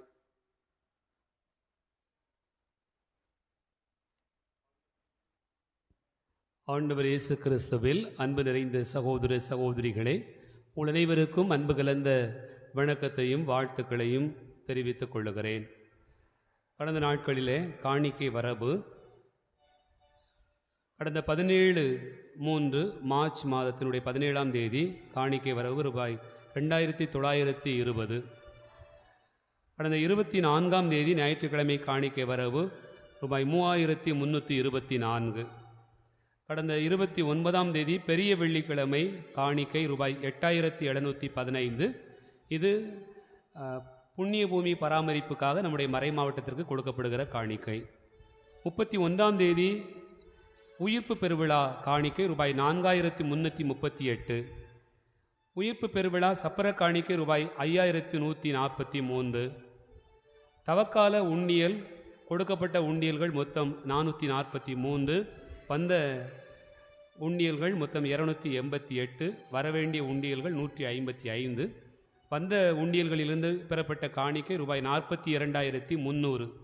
இது நம்முடைய மறை மாவட்டத்திற்கு பசிப்பணி ஒழிப்பு இயக்கத்திற்காக கொடுக்கப்படுகிற காணிக்கையாகும். அன்பார்ந்தவர்களே, உங்கள் அனைவருக்கும் இந்த நாளிலே அன்பு கலந்த வாழ்த்துக்களை தெரிவித்துக் கொள்வதோடு இந்த நாட்களில் நீங்கள் பங்கேற்கிற ஒவ்வொரு காரியத்தையும் நன்றியோடு நினைத்து பார்க்கிறேன். குறிப்பாக திருப்பலியை சிறப்பிக்கும் பொருட்டு ஆலயத்தை சுத்தம் செய்து திருப்பலிக்கான தயாரிப்பு செய்திட்ட புனித சூசையப்பர் அன்பியத்திற்கக்கூடிய பொறுப்பாளர்கள், உறுப்பினர்கள் அனைவருக்கும் நம்முடைய நெஞ்சார்ந்த நன்றிகளை கரம் தட்டி அன்போடு கூட தெரியப்படுத்திக் கொள்வோம். வருகின்ற ஞாயிற்றுக்கிழமை திருப்பலியை குழந்தை இயேசு அன்பியத்தார் சிறப்பிக்க அதற்காக ஆலயத்தை சுத்தம் செய்து தயாரிப்பு செய்திட அன்போடு கேட்டுக்கொள்ளுகிறேன். திருப்பலி முடிந்தவுடன் வழக்கம் போல மறைக்கல்வி வகுப்புகள் உண்டு. மறைக்கல்வி ஆசிரியர்கள் தவறாது கலந்து கொண்டு பிள்ளைகளுக்கு மறைக்கல்வி எடுக்க அன்போடு கேட்டுக்கொள்ளப்படுகிறீர்கள். அன்பார்ந்தவர்களை, இன்று மாலை 6 மணிக்கு பாளையங்கோட்டை புனித சவேரியார் ஆலயத்தில் வைத்து திருத்தொண்டராக இருக்கக்கூடிய திருத்தொண்டர் மிக்கேல் சாமி நமது மறை மாவட்டத்திற்காக குருவாக திருநிலைப்படுத்தப்படவிருக்கிறார். ஆகவே மாலை 6 மணிக்கு நம்முடைய ஆயர் அவர்களுடைய தலைமையில் நடைபெறுகிற இந்த திருப்பலியிலே கலந்து கொண்டு ஜெபிக்க உங்கள் அனைவரையும் அன்போடு அழைக்கிறோம். அன்பார்ந்தவர்களே, நம்முடைய பங்கிலே நாம் 5 அமைப்புகளாக வைத்து செயல்பட்டு வருகிறோம். குறிப்பாக அன்பியம், மறைக்கல்வி, இளையோர், பாடகர் குழு மற்றும் பங்கு பேரவை தற்போது ஆரம்பிக்கப்பட்டிருக்கக்கூடிய அமைப்பாகும். வருகின்ற 2025 உலக அளவில் மாபெரும் யூபிலி, இயேசு பிறந்த 2025வது ஆண்டை நாம் கொண்டாடவிருக்கிறோம். ஆகவே இதனை முன்னிட்டு இன்னும் ஆரம்பிக்கப்படாத பல அமைப்புகள் ஒவ்வொரு பங்குகளிலும் உருவாக்கப்பட வேண்டும் என்று கேட்டுக்கொள்ளப்பட்டிருக்கிறோம். அந்த அடிப்படையிலே நாம் புதிதாக 3 அமைப்புகள் உருவாக்க வேண்டியிருக்கிறது. மரியாயின் சேனை, வின்சென்ட் தே பவுல் சபை மற்றும் ஒரு ஜெபக்குழு. இந்த 3ம் அமைக்க நாம் திட்டமிட்டிருக்கிறோம். ஆகவே இந்த குழுவில் ரொம்ப பேர் இருக்கணும் அவசியம் இல்லை. மரியாயின் சேனைன்னு சொன்னால் ஒரு 20 மெம்பர்கள் அல்லது 25 மெம்பர்கள், திருமணம் முடித்தவர்கள் ஒரு 25 பேராவது, நிறைய பேர் கலந்து கொள்ளலாம். குறைஞ்சது ஒரு 25 பேராவது இருந்து கொண்டால் நன்றாக இருக்கும் என்று நினைக்கிறேன். அதே போல் வின்சென்ட் பவுல் சபை, இது எல்லா பங்குகளிலும் உண்டு. நமது பங்கிலே பல ஆண்டுகளாக அதற்கான தொடக்கத்தில் நான் வந்தபோது அதை முயற்சி எடுத்தோம். ஆனால் பலர் அதில் கலந்து கொள்ள விருப்பம் இல்லாமல் இருந்ததினால் அப்படியே விட்டுவிட்டோம். ஆனால் மீண்டுமாக வின்சென்ட் பவுல் சபை ஆரம்பிக்கலாம் என்று நினைக்கிறேன். இதில் ஒரு 5-6 ஆண்கள் 5-6 பெண்கள், மொத்தம் ஒரு 10 அல்லது 12 பேர் கூட அமைப்பினர்களாக இருந்து செயல்படலாம். அதே போல் ஜெபக்குழு, ஒரு பங்கிற்கு ஒரு ஜெபக்குழு என்பது மிக அவசியமானதாக இருக்கிறது. அன்பார்ந்தவர்களே, ஒரு அன்பியத் நடத்த வேண்டும் என்று சொன்னால் அன்பியத்தில் இருக்கக்கூடிய உறுப்பினர்கள் கலந்து கொள்வார்கள். ஒரு ஜெபக்குழு என்று சொன்னால் அந்த குழுவிலே ஒரு 10 பேர் இருக்கிறார்கள் என்று சொன்னால் அந்த குழு எந்தெந்த வீட்டில் ஜெபக்குழு நடத்த வேண்டும் என்று நீங்கள் கேட்கிறீர்களோ அந்த வீட்டிற்கு அவர்கள் வருவார்கள், வந்து ஜெபக்குழு நடத்துவார்கள். அப்படி நடத்தக்கூடியவர்கள் 10 பேர் இருக்கிறார்கள் என்று சொன்னால் 10 பேரும் நல்ல பாட்டு பாட தெரிஞ்சவங்களாக இருக்கணும், பைபிள் வாசிக்கிறவங்களாக இருக்கணும், கொஞ்சம் பக்தி உணர்வோடு ஆண்டவருடைய வார்த்தையை தேடுகிறவர்களாக இருக்கணும். ஒரு சிலர் கொஞ்சம் இறைவார்த்தையை பகிர்ந்து கொள்ளுகிற அளவுக்கு ஒரு ஞானம் உள்ளவர்களாக இருக்கணும். அல்லது ஏதாவது இறைவார்த்தையை கேட்டாவது ஒரு புத்தகத்தை வாசித்து ஒரு மறையுரை கேட்டு அதற்கான விளக்கத்தை எடுத்துக்கொண்டு அந்த குழுவிலே நீங்கள் பேசுகிற திறமை வாய்ந்தவர்களாக இருப்பீர்கள் என்று சொன்னால் இந்த ஜெபக்குழு இப்போ எங்கள் வீட்டுக்கு வாங்க, இன்னொரு அன்பியத்தில் இருக்கிறவங்க கேட்டாங்கன்னா அந்த அன்பியத்துக்கு போகலாம். எங்கேயோ இருக்கக்கூடிய இன்னொரு அன்பியத்தில் இருக்கக்கூடியவங்க ஜெபக்குழுவில் இருக்கக்கூடியவங்க நீங்கள் எங்கள் வீட்டுக்கு வாங்க அப்படின்னு சொன்னால் போகலாம். அப்போ இந்த ஜெபக்குழு பங்கிற்கான ஜெபக்குழுவாக இருந்து ஒவ்வொரு வீட்டுக்கும் போகும். அப்படி போவதற்கான ஜெபக்குழுக்கள் உருவாக்க வேண்டும் என்று இந்த 2025வது ஜூபிலியை முன்னிட்டு கேட்டுக்கொள்ளப்பட்டிருக்கிறோம். ஆகவே இந்த 3 அமைப்பும் உருவாக்குவதற்கான நேரம் இப்போதான நேரமாக இருக்கிறது. அன்பார்ந்தவர்களே, வருகின்ற செவ்வாய்க்கிழமைக்குள்ளாக ஒருவேளை நீங்கள் மரியாயின் சேனையில் சேர வேண்டும் என்று விரும்பினால், வின்சென்ட் பவுல் சபையில் சேர விரும்பினால், ஜெபக்குழுவில் சேர வேண்டும் என்று விரும்பினால் நீங்கள் உங்களுடைய பெயர்களை என்னிடத்திலோ அருட்சகோதரிகளிடத்திலோ நீங்கள் கொடுக்கலாம். அப்படி கொடுத்தீங்கன்னு சொன்னால் செவ்வாய்க்கிழமை திருப்பலி முடிந்த பிறகு இந்த 3 அமைப்பு உருவாக்கப்படும். யார் யார் எந்தெந்த அமைப்பில் இருக்க வேண்டும் என்று நீங்கள் விரும்புகிறீர்களோ நீங்கள் கலந்து கொள்ளலாம். அந்த அமைப்பிலே பொறுப்பாளர்கள் தேர்ந்தெடுக்கப்படுவார்கள். ஆகவே இதை செய்வது என்பது மிக காலத்தினுடைய தேவையாக இருக்கிறது. நம்முடைய மறைமாவட்டத்திலிருந்து இந்த 2025 யூபிலி குழு ஒன்று அமைத்து அந்த குழு வந்து இந்த ஏற்பாடுகளை செய்யும் என்று சொல்லியிருக்கிறார்கள். அதற்கு முன்பாக நாமே அதற்கான ஏற்பாடுகளை செய்துவிட்டால் நன்றாக இருக்கும் நினைக்கிறேன். அவர்கள் வருகிற போது உங்களை சந்திப்பதற்கு வசதியாக இருக்கும். ஆகவே மரியாயின் சேனையில் பெண்கள் சேர்ந்து கொண்டு அமைப்பினர்களாக இருக்கலாம். வின்சென்ட் பவுல் சபையில் ஆண்களும் பெண்களுமே உறுப்பினர்களாக இருக்கலாம். ஜெபக்குழுவில் அதே போல் படித்த ஆசிரியர் பெருமக்கள், ரிட்டையர்ட் ஆனவங்க அல்லது பெரியவங்க, கொஞ்சம் எப்போதுமே ஆலயத்துக்கு ரெகுலராக வந்து ஆண்டவருடைய வார்த்தையை தேடுகிறவர்கள், அவர்களுக்கு ஆர்வம் இருக்கும். இந்த வீட்டுக்கு இப்போ ஜெபம் பண்ணலாம். அப்போ நீங்களே உங்களுடைய கருத்துக்களை ஆண்டவருடைய வார்த்தையாக எடுத்து கூறுவதற்கான ஒரு வாய்ப்பு பெறுகிறீர்கள். நீங்களே ஜெபிப்பதற்கான ஒரு வாய்ப்பு பெறுகிறீர்கள். வேறு யாரோ நடத்தணும், வேறு யாரோ செய்தி சொல்லணும் அப்படிங்கிறது இல்லை. நீங்களே செய்தி சொல்லலாம், நீங்களே அந்த ஜெபத்தை வழி நடத்தலாம். அப்படிங்கிறது மாதிரியான ஒரு குழுவாக அமையும். இதில் ஆண்களும் பெண்களும் கலந்து கொள்ளலாம்.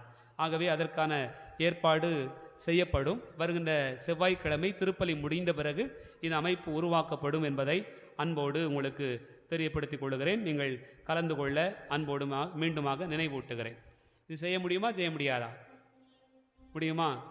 அதனால் பெரியவங்க இப்போ நான் சொன்னதை மனசில் வச்சுக்கோங்க. யார் யாருக்கெல்லாம் ஒரு ஆசை இருக்கும், நான் இந்த சபையில் சேரலாம், இதில் இருக்கலாம்னு நினைக்கிறேன்னு. ரொம்ப பேரை சேர்க்கணும் அப்படின்லாம் அவசியம் இல்லை. சில நேரங்கள் என்ன செய்வாங்கன்னா, மரியாதை செய்யணும்னா திருமணம் முடித்த எல்லாரும் உட்காந்துருக்கணும் அந்த குழுவில் அப்படிம்பாங்க. அப்போ ஊரே கூடி நிற்கிறோன்னு எல்லாம் பேரை பதிவு பண்ணுவாங்க. கடைசி யாருமே வரமாட்டாங்க. உறுப்பினர்களாக இருப்பாங்க, அவள் வரலன்பாங்க. நான் சொல்கிறேன், அவ்வளவு கூட்டம்லாம் வேண்டாம். ஒரு 25 பேர், ஒரு 12 பேர் சேர்ந்தால் கூட பரவாயில்ல. அப்படியே ஆரம்பிப்போம். ஆர்வம் உள்ளவர்கள் கொஞ்சம் கொஞ்சமாக கூடுவாங்க. அப்படி மரியாயின் சேனைக்கு சேரட்டும். அதே போல் வின்சென்ட் பவுல் சபையில் ஒரு 4-5 ஆண்கள் பெரியவங்க பின்னாடி உட்கார்ந்துருக்கிறவங்க நீங்கள் ஆர்வமாக வந்தீங்கன்னு சொன்னால், அதே போல் பெண்களும் ஒரு 4-5 பேர் வந்து சேருவார்கள். அது வசதியாக இருக்கும். அதே போல் ஜெபக்குழு அப்படின்னு சொல்லும்போது உங்களுக்கு ஒரு ஆசை இருக்கும். ஆண்டவருடைய வார்த்தையை தாகத்தோடு சொல்கிறதுக்கான ஒரு தேவை இருக்கலாம், ஒரு ஆர்வம் இருக்கலாம். சில நேரங்களில் ஃபாதர் மட்டுமே தான் ஆண்டவருடைய வார்த்தை சொல்ல வேண்டியிருக்குது. அல்லது ஏதாவது நீங்கள் அன்பியத்தில் நடக்கும்போது நீங்கள் அந்த நேரத்தில் உங்களுக்கு பகிர்ந்து கொண்டா தான் உண்டு. அதுலேயும் கூட சில நேரம் ஃபாதர் வந்துருங்க, சிஸ்டர் வந்துருங்க நீங்கள் கூடும்போது நீங்கள் பகிர்ந்து கொள்வதற்கு வாய்ப்பு இல்லாமல் நாங்களே சொல்ல வேண்டிய நிலைமைக்கு இருக்கும். ஆனால் இப்படிப்பட்ட நேரங்களில் ஜெபக்குழுவில் நீங்கள் ஆண்டவருடைய வார்த்தை பகிர்வுகளாக மாறுவீர்கள். ஒருவேளை உங்களுக்கு வழிகாட்டுவதற்கு நீங்கள் கூப்பிட்டா எந்த நேரத்திலும் பங்கு தந்தை வருவார், அருள் சகோதரிகள் வருவார்கள் ஜெபக்குழுவுக்கும். ஆகவே தயவு கூர்ந்து இதில் நீங்கள் கலந்து கொள்ள அன்போடு கேட்டுக்கொள்கிறேன். வருகின்ற செவ்வாய்க்கிழமை திருப்பலி முடிந்தவுடனே இது நடைபெறும் என்பதை தெரியப்படுத்திக் கொள்கிறேன். அன்பார்ந்தவர்களே, வருகின்ற 10ஆம் தேதி இரவு 7:30 மணிக்கு, அதாவது புதன்கிழமை இரவு ஜெபத்திற்கு பிறகு, திருப்பலி கிடையாது, காலையில் திருப்பலி இருக்கும், அதனால் இரவு ஜெபத்திற்கு பிறகு பங்கு பேரவை உறுப்பினர்களுக்கான கூட்டம் நடைபெறும். ஏற்கனவே பங்கு பேரவை ஆரம்பிக்கப்பட்டதோடு நிற்கிறது. இப்போது அதற்கான மீண்டும் ஒரு முதல் கூட்டமாக இந்த கூட்டம் நடைபெறுகிறது. ஆகவே பங்கு பேரவையில் உறுப்பினர்களாக தேர்ந்தெடுக்கப்பட்டிருக்கக்கூடியவர்கள் தயவு கூர்ந்து நீங்கள் தவறாது வருகின்ற புதன்கிழமை மாலை 7:30 மணிக்கு இந்த ஜெபத்திற்கு பிறகு பங்கு ஆலயத்தில் நடைபெறுகிற இந்த கூட்டத்தில் கலந்து கொள்ளும்படியாக அன்போடு கேட்டுக்கொள்கிறேன். அதே போல் வருகின்ற 11ஆம் தேதி வியாழக்கிழமை மாலை 7:30 மணிக்கு, அதாவது வியாழக்கிழமை மாலை 7:30 மணிக்கு அன்பிய பொறுப்பாளர்கள் வழிகாட்டியாக இருக்கக்கூடிய அருட்சகோதரிகளுக்கான கூட்டமானது நமது ஆலயத்தில் வைத்து நடைபெறும். அதனால் ஒவ்வொரு அன்பியத்திலிருந்தும் ஒரு 3 பேராவது பொறுப்பாளர்களாக இருக்கக்கூடியவர்கள் தவறாது கலந்து கொள்ள கேட்டுக்கொள்ளப்படுகிறீர்கள். அன்பார்ந்தவர்களே, நான் உங்களுக்கு சொன்னது போல செவ்வாய்க்கிழமை 3 அமைப்பிற்கான பொறுப்பாளர்கள் தேர்ந்தெடுக்கிறோம், மெம்பர்ஸ் தேர்ந்தெடுக்கிறோம், உறுப்பினர்கள் தேர்ந்தெடுக்கிறோம். புதன்கிழமை பங்கு பேரவை கூட்டம் நடைபெறும். வியாழக்கிழமை அன்பிய பொறுப்பாளர்களுக்கான கூட்டம் நடைபெறும். தவறாது கலந்து கொள்ள அன்போடு கேட்டுக்கொள்கிறேன். உங்களுக்கு இந்த அறிவிப்பே பொதுவான அறிவிப்பாக இருக்கிறது, தனிப்பட்ட அறிவிப்பாகவும் இந்த அறிவிப்பு தான் இருக்கிறது என்பதை அன்போடு தெரியப்படுத்திக் கொள்கிறேன். அருளானந்தர் அன்பிய கூட்டமானது இளங்கோ குளோரி அவர்களுடைய இல்லத்தில் வைத்து இன்று மாலை 7:30 மணிக்கு நடைபெறுகிறது. ஆகவே அருளானந்தர் அன்பியத்தைச் சேர்ந்த இறைமக்கள் தவறாது கலந்து கொள்ள கேட்டுக்கொள்ளப்படுகிறீர்கள். அன்பார்ந்தவர்களே, நம்முடைய மறை மாவட்டத்திலிருந்து ஒவ்வொரு ஆண்டும் விடுமுறை விவிலிய பள்ளிக்காக VBSக்காக பயிற்சி கொடுக்கப்படுகிறது.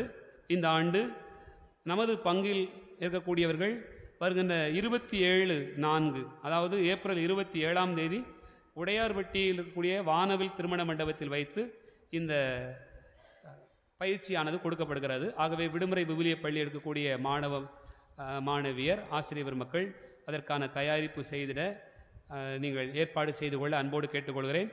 ஆசிரியை பாக்கியுதி அவர்கள் அதற்கான ஏற்பாடுகளை செய்வார்கள். அதற்கு முன்பாகவும் அவர்கள் யாரை ஏற்பாடு செய்கிறார்கள் என்பதை குறித்த விவரம் எனக்கு தெரிவிக்கப்படும். ஆகவே ஆர்வம் உள்ளவர்கள் கலந்து கொள்ள அன்போடு கேட்டுக்கொள்கிறேன். அன்பார்ந்தவர்களே, நம்முடைய மறை மாவட்டத்திற்கென்று குருவாக பயிற்சி பெற விரும்புகிறவர்கள் அவர்களுக்காக இந்த இறையழைத்தல் முகாமானது வருகின்ற ஏப்ரல் 16, 17 செவ்வாய் புதன் ஆகிய நாட்களில் நடைபெறுகிறது. தேம்பாவணி தோட்டத்தில் வைத்து நடைபெறுகிறது. ஆகவே கலந்து கொள்ள 10, 11, 12ஆம் வகுப்பு படித்த மாணவர்கள் கலந்து கொள்ள உங்களுக்கு அழைப்பு கொடுக்கப்படுகிறது. ஏற்கனவே நான் உயிர்ப்பு பெருவிழா அன்றும் இந்த அறிவிப்பை உங்களுக்கு செய்திருந்தேன். இன்றும் மீண்டுமாக உங்களுக்கு அறிவிப்பு செய்கிறேன். இறையழைத்தல் முகாம் நடைபெறுகிறது. நம்முடைய மறை மாவட்டத்திற்கென்று குருவாக பயிற்சி பெற விரும்புகிறவர்கள், சேர விரும்புகிறவர்கள் முதலில் இந்த இறையழைத்தல் முகாமில் கலந்து கொள்ள வேண்டும் என்று கேட்டுக்கொள்ளப்படுகிறீர்கள். அன்பார்ந்தவர்களே, உங்களை சந்திப்பதற்காக நம்முடைய மறை மாவட்டத்தில் இருக்கக்கூடிய ஒடுக்கப்பட்டோர் பணியகத்தின் சார்பாகவும் பணியாளர்கள் இந்த நாளிலே வருகை தந்திருக்கிறார்கள். இளைஞர்களை சந்தித்து உங்களுக்கு இந்த இறையழைத்தல் முகாமில் வருவதற்கான அழைப்பை அவர்கள் கொடுப்பதற்காக வருகை தந்திருக்கிறார்கள். நீங்கள் அவர்களை சந்திக்கும்படியாக அன்போடு கேட்டுக்கொள்கிறேன். நம்முடைய மறைமாவட்ட அளவில் விவிலிய எழுத்து தேர்வில் பலர் கலந்து கொண்டோம். ஆனாலும் 200க்கு 200 எடுத்து ரூபாய் 1000 பரிசு பெறுகிறவர்கள் நமது ஊரைச் சேர்ந்த ஜாயிகலா ரவிக்குமார். ஆகவே அவர்கள் முன் வந்து இந்த பரிசினை பெற்று செல்ல அன்போடு அழைக்கிறேன்.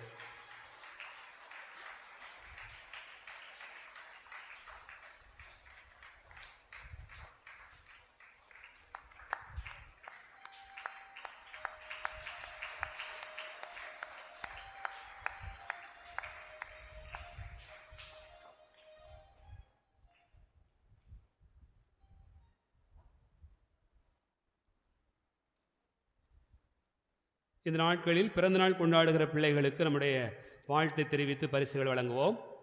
அருளானந்தர் அன்பியத்தைச் சேர்ந்த காயத்ரி அந்தோணி குரூஸ் இவர்களுடைய குழந்தை ரித்தியாகஸ் என்ற சென்ட் ஆண்டனி. ரித்தியாகஸ் சென்ட் ஆண்டனி. புனித பேதுரு அன்பியத்தைச் சேர்ந்த ஜெயா அனுஷியா ராஜேஷ் இவர்களுடைய குழந்தை ஜோ ஆதிஸ். புனித சந்தியாபுர அன்பியத்தைச் சேர்ந்த மார்த்தா அந்தோணி லியோ இவர்களுடைய குழந்தை ஜோசித் ஆண்டோ. புனித சந்தியாபுர அன்பியத்தைச் சேர்ந்த குரு சந்தோணியம்மாள் வியாகப்பன் இவர்களுடைய குழந்தை பிரிஜிட்டா. அவர்களுக்கு நம்முடைய பிறந்தநாள் வாழ்த்துக்களை தெரிவித்து இந்த பரிசுகளை வழங்குவோம்.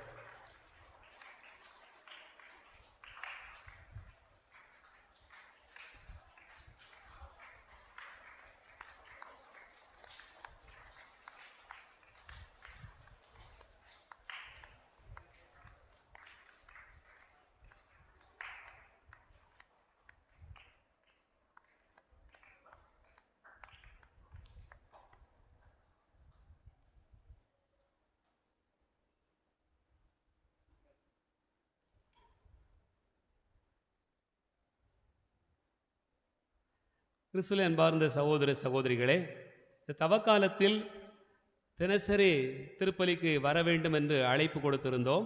அப்படி வருகிறவர்களுக்கு பரிசு வழங்கப்படும் என்று சொல்லப்பட்டது. 40 நாட்களும் தவறாது கலந்து கொண்டவர்கள் மொத்தம் 43 பேர். 43 பேர். 40 நாட்கள் 43 பேர். நமது ஊரிலிருந்து நிறைய குழந்தைகள் பிள்ளைகள் இருந்தாலும் கூட முழுமையாக பங்கேற்றவர்கள் தவறாது கலந்து கொண்டவர்கள் 43 பேர். இதில் ஒரு 13 பேருக்கு மட்டும் புனித அந்தோணியாருடைய பரிசு என்று சொல்லி ஸ்பெஷல் பரிசாக போன வருஷம் வழங்கினோம்.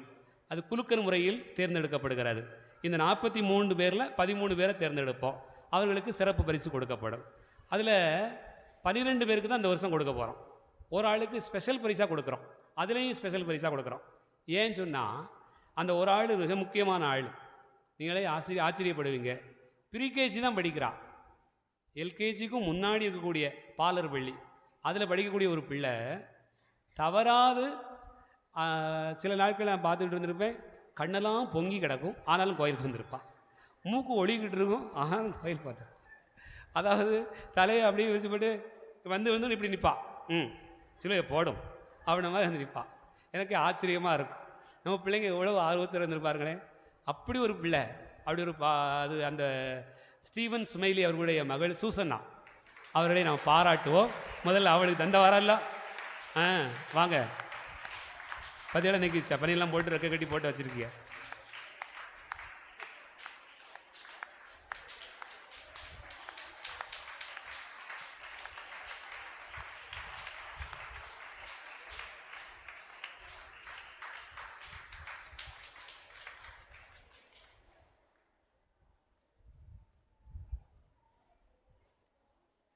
மீதி 12 பேர் அதிர்ஷ்டசாலிகள் உடனடியாக தேர்ந்தெடுக்கப்படுகிறார்கள். உடனடியாக அவர்களுக்கு பரிசு வழங்கப்படும்.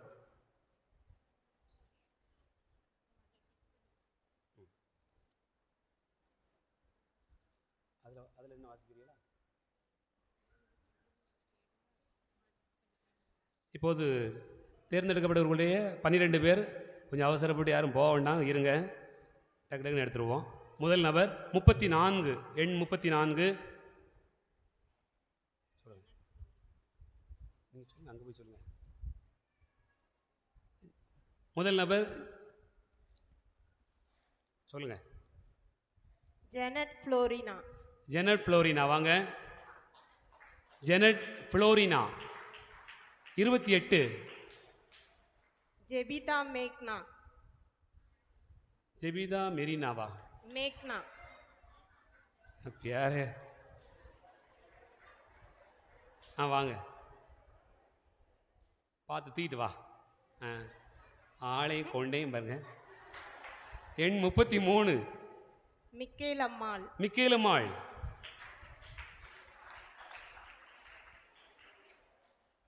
எண் 10. சஞ்சனா மேரி. சஞ்சனா மேரி. எண் 29. பிரின்ஸ் அந்தோணி. பிரின்ஸ் அந்தோணி. எண் 14. ஜெனிஸ்கா. ஜெனிஸ்கா. எண் 39. ஜோ கிறிஸ்டோ. ஜோ கிறிஸ்டோ. எண் 8 பிரித்திகா. பிரித்திகா. பரித்திகா. எண் 43 சந்தோஷ். சந்தோஷ்.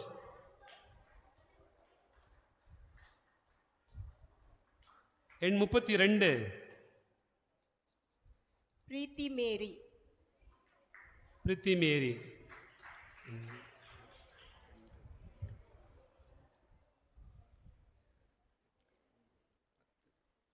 ரெண்டு பேர். எண் 1 1ஆம் நம்பர் ஜெனிஃபர். ஜெனிஃபர்.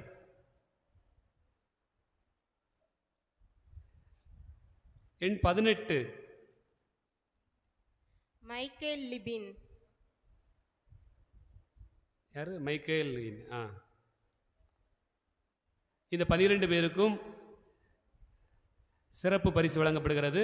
மற்ற கலந்து கொண்டிருக்கக்கூடிய மீதி பிள்ளைகளுக்கு, இந்த 43 பேரில் மீதி உள்ளவர்களுக்கு ஆறுதல் பரிசாக கொடுக்கப்படுகிறது. கலந்து விட ஆறுதல் பரிசுங்கிறத விடவும் சிறப்பு பரிசாக கொடுக்கப்படுகிறது.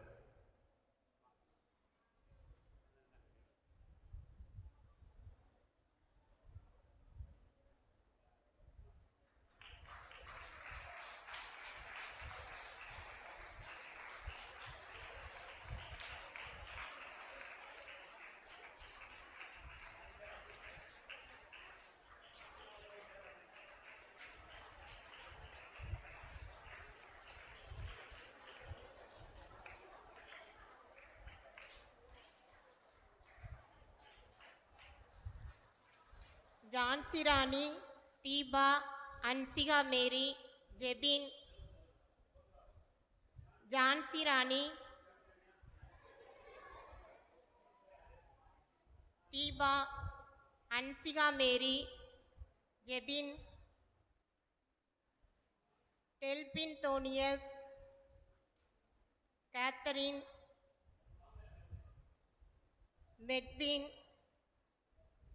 ஷண்டோ, ஆனந்த பிரின்சி,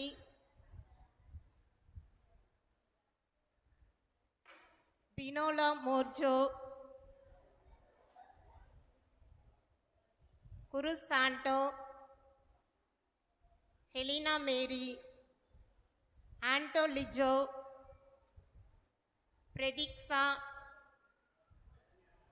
அஸ்வதி, அபிலேஷ், ஜோனா செரின், ஜோலா, ஷனா, யாழினி, ஜெருசா, ஜெரிக் தீஷான், செமீரா, ஜெனட் ஆண்ட்ரினா, ஆண்டோ கெவின், யாஷினி, ஜோஸ்மிகா, செலினா, ரஞ்சித், சாவே செல்வா, ஆண்ட்ரோசன்.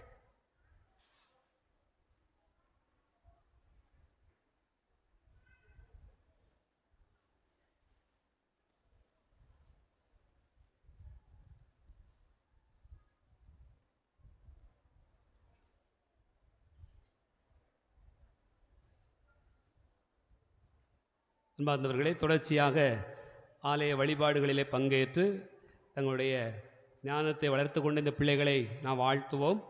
தொடர்ந்து வரக்கூடிய நாட்களில், விடுமுறை காலங்களாக இருக்கக்கூடிய இந்த நாட்களில் நீங்கள் பெற்றோர் உங்களுடைய பிள்ளைகளை உற்சாகப்படுத்தி தொடர்ச்சியாக ஆலயத்திற்கு அனுப்பி வைக்க அன்போடு கேட்டுக்கொள்ளுகிறேன்.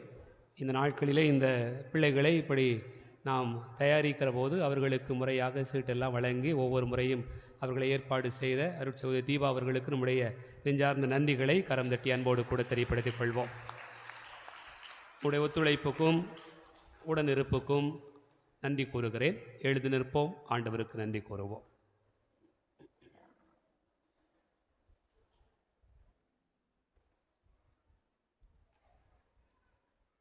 மன்றாடுவோமாக. எல்லாம் வல்ல இறைவா, பாஸ்காருளடையாளத்தை நாங்கள் பெற்றுக்கொண்டுள்ளோம். அதனால் அதன் ஆற்றல் எங்களில் உள்ளங்களில் தொடர்ந்து நிலைத்திருக்கச் செய்ய வேண்டுமென்று எங்கள் ஆண்டவராகிய கிறிஸ்து வழியாக உம்மை மன்றாடுகிறோம். ஆண்டவர் உங்களோடு இருப்பாராக.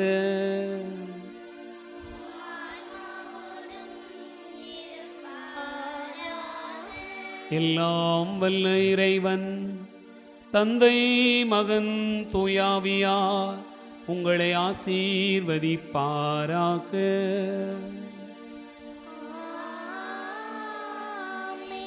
சென்று வாழுவோம். திருப்பலி நிறைவேறிற்று. அல்லேலூயா அல்லேலூயா.